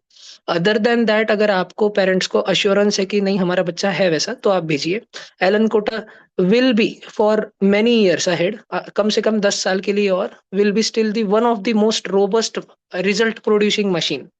उधर फिजिक्स ओलंपियाड, केमिस्ट्री ओलंपियाड, मतलब आपका बच्चा, आप आईआईटी कैलिबर सोच के गए होंगे, अगर बच्चा सिंसियर रहे, पेपर एनालिसिस करे, सिस्टम फॉलो करे, जितना दिया जा रहा है उतना करे, अति मटेरियल के पीछे ना भागे, तो एलन कोटा शायद उसको फिजिक्स ओलंपियाड पर भी लेके चले जाए। It is a very strong result producing machine. फिर लेकिन बेसिक क्राइटेरिया क्या है जाने का, कि टैलेंट टेक्स में मिनिमम 40% स्कॉलरशिप रहे, और एसैट एग्जाम जो है उसमें 40-50% एंड अबव स्कॉलरशिप रहे। जाना है तो अप्रैल में, दिसंबर वाली फालतू की बैच है, जाना नहीं, और सेकंड फेज में ज्यादा से ज्यादा आप 1 अप्रैल को 2 अप्रैल को नहीं जा सके तो आप एटलीस्ट जो सेकंड फेज आएगा 10 अप्रैल को, 15 अप्रैल को जो अगली बैच शुरू होगी उसमें जाइएगा, थर्ड फेज फोर्थ फेज में मत जाइएगा कोटा, ठीक है। ये है। फिर नारायणा की बात, अच्छा हाँ, एलन के अदर सेंटर्स की बात करते हैं, तो एलन मुंबई लेना चाहिए या नहीं, कोहिनूर बैच मिल रही होगी, एनी 1, कोहिनूर 1 या कोहिनूर 2, ये दो बैचेस में मिल रही होगी तो ले लेना चाहिए, अदर देन दैट तो नहीं लेना चाहिए।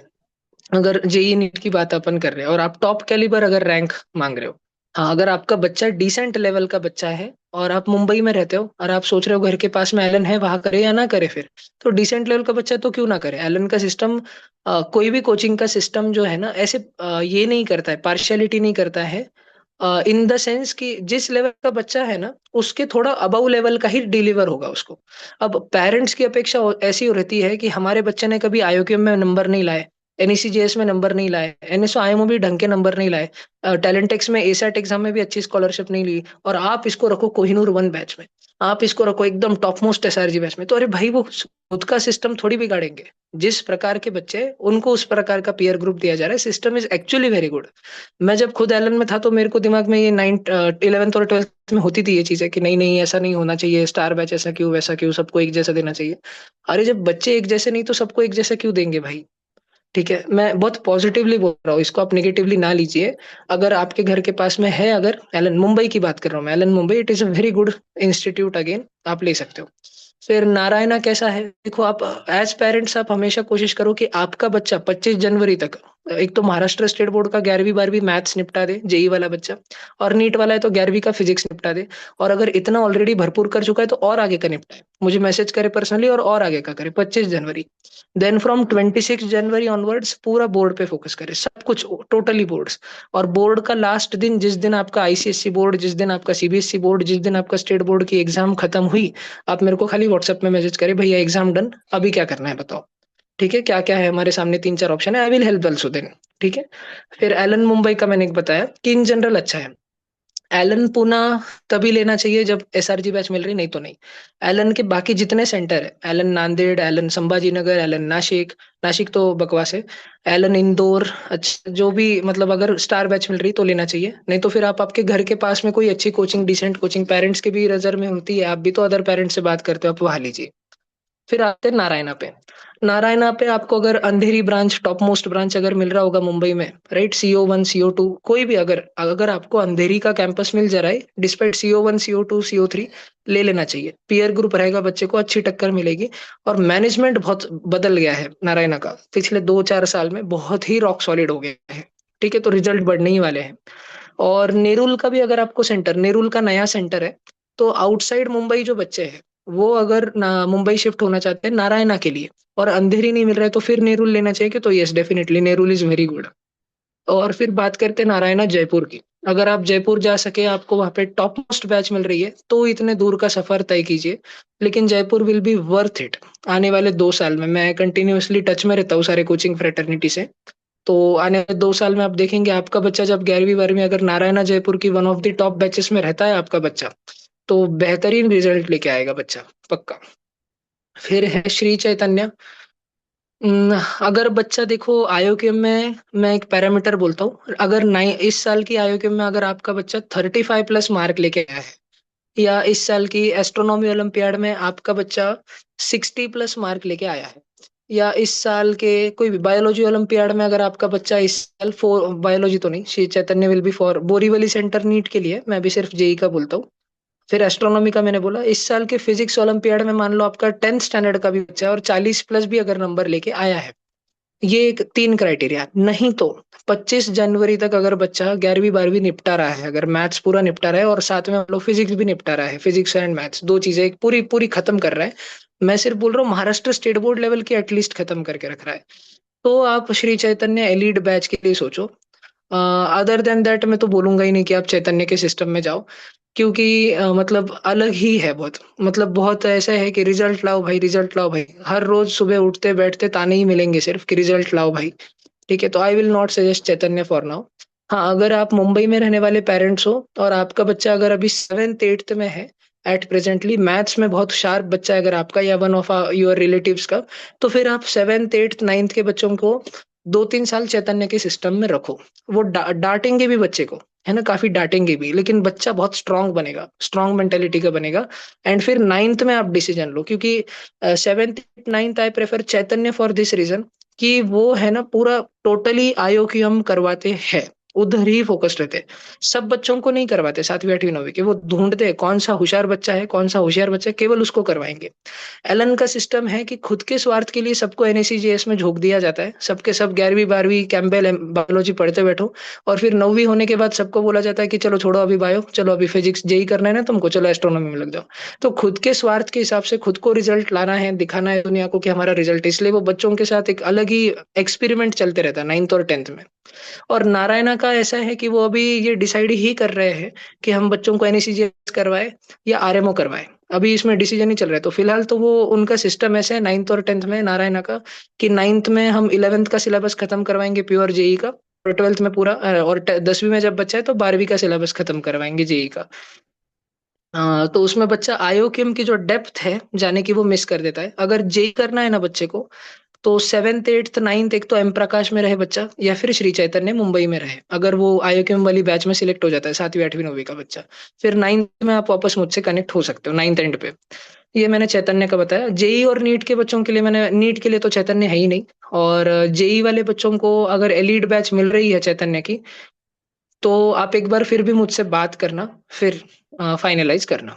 लोकल क्लासेस का नाम लेता हूं मैं, एक बहुत ही शानदार क्लास है, स्पेक्ट्रम नासिक में, शायद कई लोगों ने नाम सुना होगा, नासिक में है। अगर आप नासिक मूव ऑन करने का प्लानिंग रख रहे हो महाराष्ट्र में, तो spectrum is fantastic. All India rank मान लो टॉप 100 में भी आ सकता है, बच्चे में थोड़ा कैलिबर है तो। फैकल्टीज में पूरा पोटेंशियल है वहां पे, पूरा एकदम लोकल लेवल का क्लास है, ओनली नासिक लेवल का क्लास है। लेकिन फैकल्टीज में पूरा का पूरा अंदर उनमें वो दम है कि वो रैंक ला सकते हैं। Material is very rock solid, material तो पूरी इंडस्ट्री में एक ही यूज करते हैं सारा कोचिंग मटेरियल।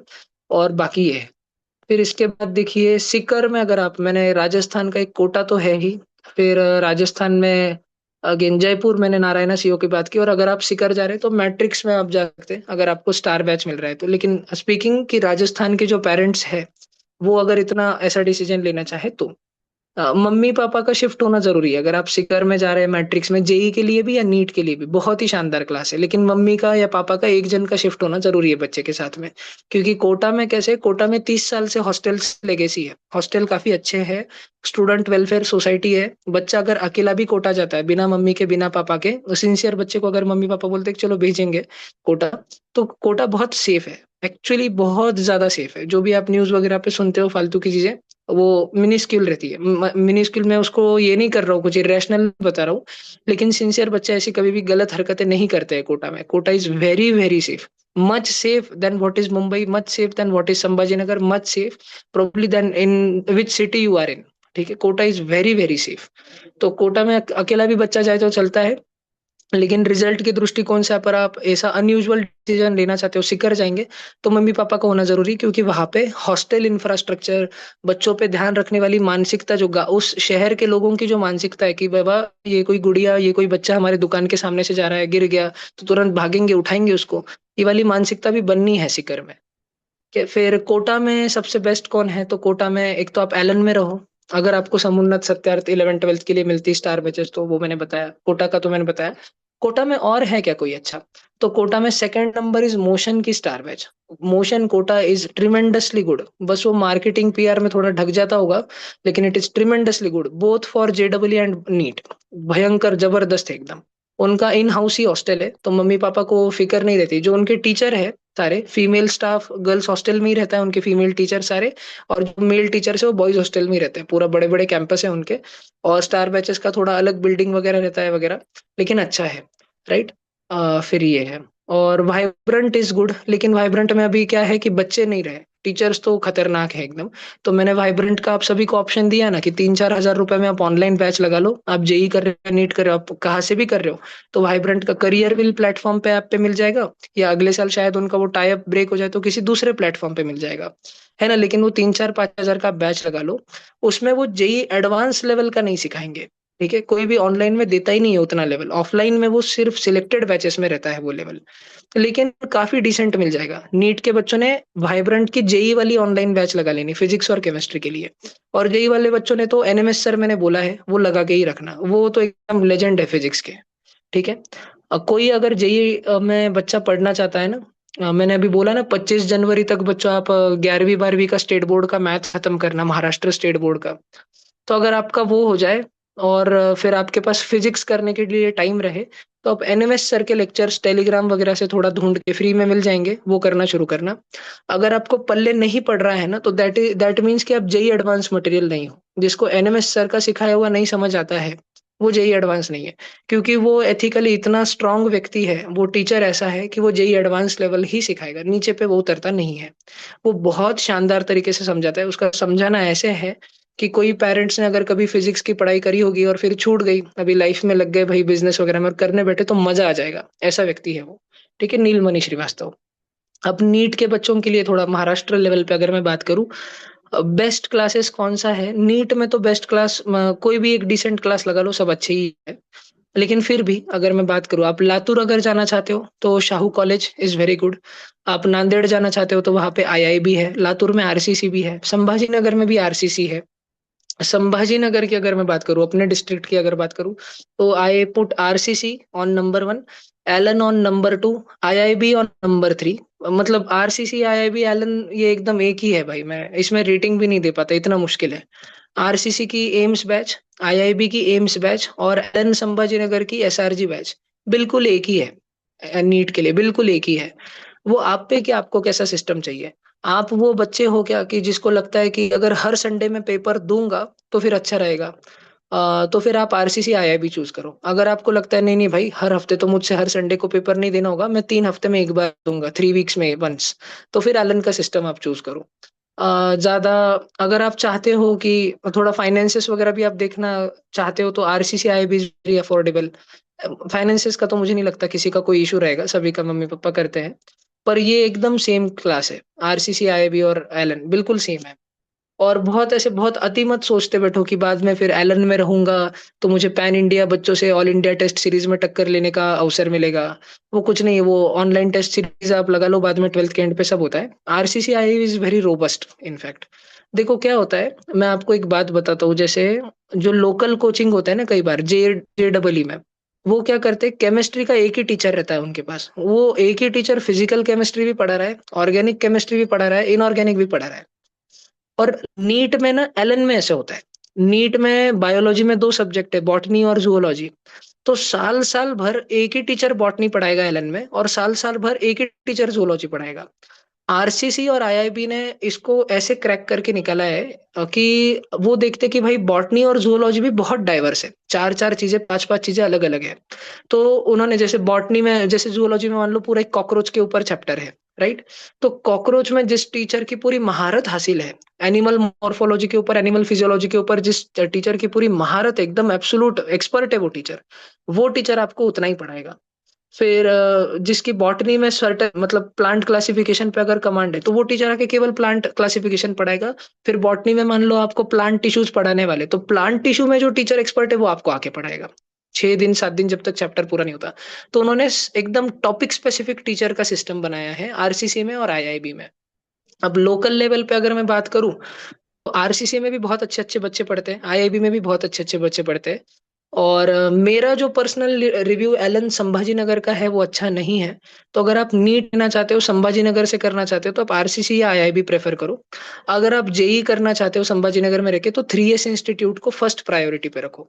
बाकी 3S के अलावा कोई भी इंस्टीट्यूट संभाजी नगर में उस लेवल का नहीं है, ठीक है ना। मतलब एलन के भी जो बच्चे हैं, जितने एसआरजी बैच में अभी 11th 12th में यहाँ बैठे हैं संभाजी नगर में, या एलन नाशिक में बैठे हैं, एलन पूना में बैठे हैं, बच्चों से मैं बात करता हूँ, ना केवल मेरे बच्चे जिनको मैंने पढ़ाया, उधर भी बहुत अच्छे अच्छे होशियार बच्चों से जब मैं बात करता हूँ, तो बोलते हैं कि भैया घर पे आके हमको वापस वीडियो लेक्चर देखने पड़ते हैं, घर पे आके वापस टेलीग्राम रेफर करना पड़ता है, घर पे आके वापस यूट्यूब देखना पड़ता है। तो जरूरत क्यों पड़ती है, जब कोचिंग में अगर अच्छा पढ़ाया होगा तो जरूरत क्यों पड़ेगी वापस लेक्चर वगैरह देखने की। तो 11th 12th में नहीं होना चाहिए ये। 10th स्टैंडर्ड में कोई बच्चा आगे की पढ़ाई करना चाह रहा है, 11th 12th कवर करना चाहता है, तो तब ठीक है, 9वीं 10वीं का बच्चा। लेकिन जब आप 11वीं 12वीं में हो, तो 11वीं 12वीं की जब आपकी पढ़ाई किसी आपने ऑफलाइन में कोचिंग लगाई है, तो उस कोचिंग से घर पे आने के बाद आपको और लेक्चर देखने की जरूरत पड़नी ही नहीं चाहिए। ठीक है, ये यहाँ के एलन में, यहाँ लोकल सेंटर पे हो रहा है संभाजी नगर में। तो दैट इज द रीजन कि जेई के लिए संभाजी नगर करना है तो 3S करो। अन्यथा आप नीट में करना चाहते हो, आरसीसी आईआईबी फर्स्ट प्रेफरेंस रखो। अभी देखो, वैसे 8:30 तक सेशन था, 8:45 हो गए। 10 मिनट अगर कोई पेरेंट्स के कुछ भी डाउट है, तो आप वो नीचे एक हैंड रेज का ऑप्शन होता है, आप देखिए, आप हैंड रेज कर सकते हैं। और या आप सीधा अपना माइक ऑफ ऑन करके आप मुझे पूछ सकते हैं क्वेश्चन। बस कैमरा ऑन रखिएगा प्लीज। सारे के सारे बच्चे अपना कैमरा ऑन कर लेना, सारे बच्चे नीचे वाले भी जिन्होंने का कैमरा बंद ही है इतने देर से। 1 मिनट में बस रिमूव कर देता हूँ।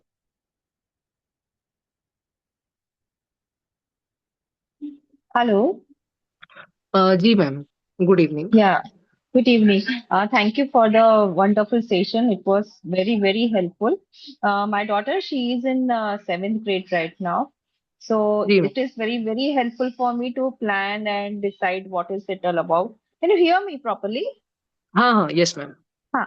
तो सर ये जो आपने बताया श्री चैतन्य और ये सब, तो आर दिस ऑनलाइन क्लासेस और ऑफलाइन क्लासेस, जैसे आपने ये बता रहे हैं कि ये सब है, तो ये ऑनलाइन भी ma'am how offline it is helpful? दोनों भी मोड रहता है मैम, मोस्टली सभी क्लासेस का। तो आप प्रेफर आप ऑफलाइन करें कभी भी। ओके. एंड सर ये जो एलन कांदीवली और Allen Borivali, how it is like नहीं नहीं नहीं, देयर? नहीं ना? नहीं नहीं नहीं।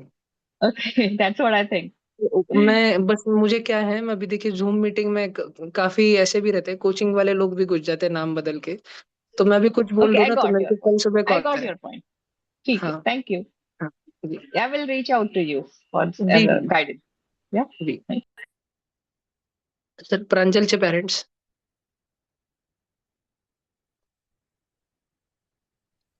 हॅलो. नमस्कार. हो सर, हा, नमस्कार. सर, आपण जे पुस्तक सांगितले आता हे 2-4, तर हे कुठे हो, भेटतील? हे कुठेही लोकली मिळून जातात. मी ग्रुपला पीडीएफही टाकून देईल.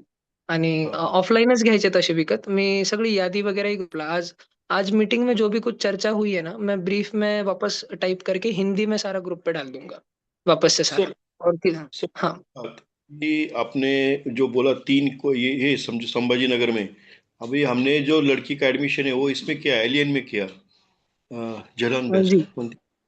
वो हाँ, दिसंबर दिसंबर वाला अभी वो बोला। सर है ना, सिर्फ एक मार्केटिंग गिमिक रहता है कि बच्चा दूसरे जगह एडमिशन ना ले ले, इसलिए जल्दी लेके रख लो। तो हाँ, अगर हाँ। आप अभी देखो, ठीक है, अगर वहां है तो अब वो वहीं पर रहे और पूरा कोशिश करे एसआरजी बैच मिलाने का, और अच्छे से सर पढ़ाई करे, बस मैं इतना ही बोलूंगा। चलेगा सर, शुक्रिया हाँ, सर। अगले साल है ना हमारा, संडे के दिन, सैटरडे संडे का हमारा लासुर स्टेशन जो है गांव, यहाँ से हम्म, सैटरडे संडे शिफ्ट होकर संभाजी नगर में हमारा ऑपरेशन शुरू हो रहा है। तो ये नेसेसरी इसलिए है क्योंकि मैंने देखा, जिन बच्चों को मैंने 4 साल पढ़ाया, 5 साल पढ़ाया, जब वो 11th 12th में जाते हैं ना संभाजी नगर, काफी मेरे बच्चे, तो वो बरोबर सर। माहौल की वजह से बिगड़ जाते हैं। तो मैं वहां सिटी में रहूंगा ना, तो मैं क्लोज वॉच रख पाऊंगा उन सब पे। मैं अचानक से जा पाऊंगा उनके हॉस्टल्स पे, कई लोगों को हॉस्टल्स मेरे बिल्डिंग के नजदीक ही मैं शिफ्ट करवाने वाला हूँ कई जनों का। तो मेरे को जो मेरे बच्चे 11th 12th में वहां पर है, या आप जैसे और भी जो बच्चे, जो मेरे प्रांजल है, जैसे होमी बाबा थ्रू आप कांटेक्ट में आए, और भी बच्चे जो जिनको मैंने पढ़ाया नहीं लेकिन मेरे जान पहचान के, तो मैं सब पे वॉच रख पाऊंगा वहां पे। और कई बार बच्चों को और पेरेंट्स को आके बात करनी रहती है, इसलिए एक दिन मैं वहां पे शिफ्ट कर रहा हूँ, एटलीस्ट एक दिन, संडे के दिन। बिल्कुल सर, बिल्कुल मिलेगा जी। सर। शुक्रिया सर। धैर्य के पेरेंट्स। आपका माइक माइक ऑन ऑन करिए मैम, नीचे ऑप्शन है वहां पे, लेफ्ट साइड में सबसे पहला। हाँ। हाँ, नमस्ते सर। हाँ जी जी, एक बार कंप्लीट करते हैं, धैर्य के parents. Yes. So, sir, thanks for the input, and जी you are doing a tremendous job. जी I would like to know कि मुंबई में आपने कहा नारायणा, राइट? बट हाँ। नारायण के वेस्ट एंड ईस्ट दो ब्रांचेस है, और वेस्ट, नारायणा ईस्ट। हाँ, वो मैं अभी, एक बार, नहीं नहीं, मुझे थोड़ा उसमें ईस्ट वेस्ट में, हर बार मैं मुंबई आता हूँ तो कंफ्यूजन हो जाता है मुझे ही अंधेरी पे। मैंने वो लिख के रखा है एक जगह, कौन सा वाला अच्छा है, जहाँ पे मेरे स्टूडेंट पढ़ रहे हैं अभी, मैं वो आपको बता देता हूँ, मैसेज कर देता हूँ मैं। ओके. जी। आणि आणखीन एक गोष्ट का, हो. हा, का म्हणजे नारायणा ईस्ट वेस्ट ठीक आहे, पण कधीपासून स्टार्ट, आता नाव, माझा मुलगा आहे तो 9वीत आहे, सध्या प्रेझेंट, 9वीत आहे. हा, सध्या 9वीत आहे, पण तो, म्हणजे 9वी मधून काय करायला पाहिजे? आता तुम्ही अ, सांगितलं का मी 10वी हो मधल्या हो मुलांना काय मॅम, मी करायचं? एक कारण हा उत्तर छोटा नसणार आहे, फार मोठा उत्तर आहे, तर हो, ह्यासाठी मी एक लवकर सेशन घेईल. ओके जी. ओके हो. हो. Okay, thanks. जी. Yes, Abir Nayak. Yes ma'am. नमस्ते सर. माझा जी मुलगा आता 10वीत आहे. जी. आम्ही हडपसर पुण्यात राहतो. हो. हे बाकलीवाल सेंटरमध्ये घेतलं ऍडमिशन त्याला आता. मॅम, त्याचं चॅम्पियन्स सीओसी आहे का बॅच? हो, 10वीला सीओसी मिळालं. हा. 10वीला मग एप्रिल पासनं आता परीक्षा झाली त्याची. एप्रिल पासनं हो. ते विझर्ड्स मध्ये येस. त्याला दिलं जाईल असं म्हटलंय. जी. तेव्हा बॅच ठरेल. आता सध्या ओके. सीओसी मध्ये आहे. मॅम, असू द्या. मला एक फक्त एकच प्रश्न आहे. हं. ज्या शिक्षकांशी तो शिकत आला, तर त्यांच्याशी चांगलं त्याची बॉन्डिंग झालेली आहे, बाकलीवालच्या सिस्टम मध्ये चांगला रुजलेला आहे तो. हां सर. मग ठीक असू आहे. द्या मॅम. ऑफलाईन आहे क्लास. ऑफलाईन आहे, आणि नाही त्याचं बाकलीवालचा जो एक सिस्टम ऑफलाईन आणि आहे. एक ऑनलाईन असते सर. अच्छा. शुक्रवारी 11th मध्ये तर ऑनलाईन असते. पूर्ण, 11th मध्ये पूर्णपणे ऑफलाईन असेल ना? ऑफलाईन असेल. बाकलीवालाच असू द्या मॅम. मी एकदा लागल्यास पर्सनली अजून बोलतो. हा तुम्ही जानेवारीमध्ये MPIची एक्झाम आहे हा ना, सेकंड सेशनची, तर MPI एक्झाम सहज द्यायला लावा त्याला. तो हा तसं तर ठीक आहे सहजच सर. क्रॅक करून घेईल. पण मला हा मग दोन्ही स्कोर बघून एकदा सांगता येईल. Okay sir. मी हो मग परत कॉन्टॅक्ट करते तुम्हाला परीक्षा हो हो झाल्यावर. मॅम. Thank you sir. जी. और कोई भी पेरेंट्स, बच्चे? दक्षल अभी मीटिंग एंड मत करना भाई, नहीं तो सब उड़ जाएगा. थोड़ा रुक जा 5 मिनट. सॉरी. अच्छा कर रहा है ना तू? Yes sir. ओके. और अजून कोई भी पेरेंट्स? अच्छा, कोई पेरेंट्स को ऐसे होगा कि मान लो सबके सामने पूछने में झिझक है, आप मुझे व्हाट्सएप पे मैसेज करिए. संडे के दिन मेरा सुबह 7 से रात 10 तक क्लासेस चलते हैं. तो संडे को ना करके आप मंडे से फ्राइडे में आप मुझे कॉल करिए. सुबह 9 बजे से 2 बजे के बीच में कभी भी मैं बात करूंगा आपसे. जी. चलो आज का सेशन मैं एंड करता हूँ. सर मेरी अगली एक भी मीटिंग है. रिक्वेस्ट है सर, जी. जूनियर बच्चों के लिए एक IOPM के लिए एक सेशन लीजिए ना सर, पेरेंट्स को बहुत कम अवेयरनेस है मैं इसके लिए। मैं ले लूंगा मैम, पक्का. जी. क्योंकि मैंने इसके कैसे भी ले लिया प्रिपेयर है. करवाना, क्या करवाना, कुछ थोड़ा सा डिफिकल्ट होता है, क्योंकि उसमें वैसे सर्स और क्लासेस मिलना भी बहुत मुश्किल होती है जी जी जी. ना? मैं ठीक है पक्का सर, जल्दी थैंक एक यू। सेशन ले लूंगा मैम. यस. चलो बाय बाय एवरीवन. आप सभी मीटिंग एंड लीव कर सकते हैं. थँक्यू दक्षाला सर. भी एंड करते हैं. चलो thank you. I hope so कि थैंक यू आपको सर। हेल्प हो, सभी को. आप सभी को हेल्प हो. चलो ऑल द बेस्ट बच्चों. Bye bye. और जय श्री राम. जय श्रीराम सर. हो. सब लोग लीव कर दो. दक्षाला आप एंड कर दो सीधा. मीटिंग एंड फॉर ऑल कर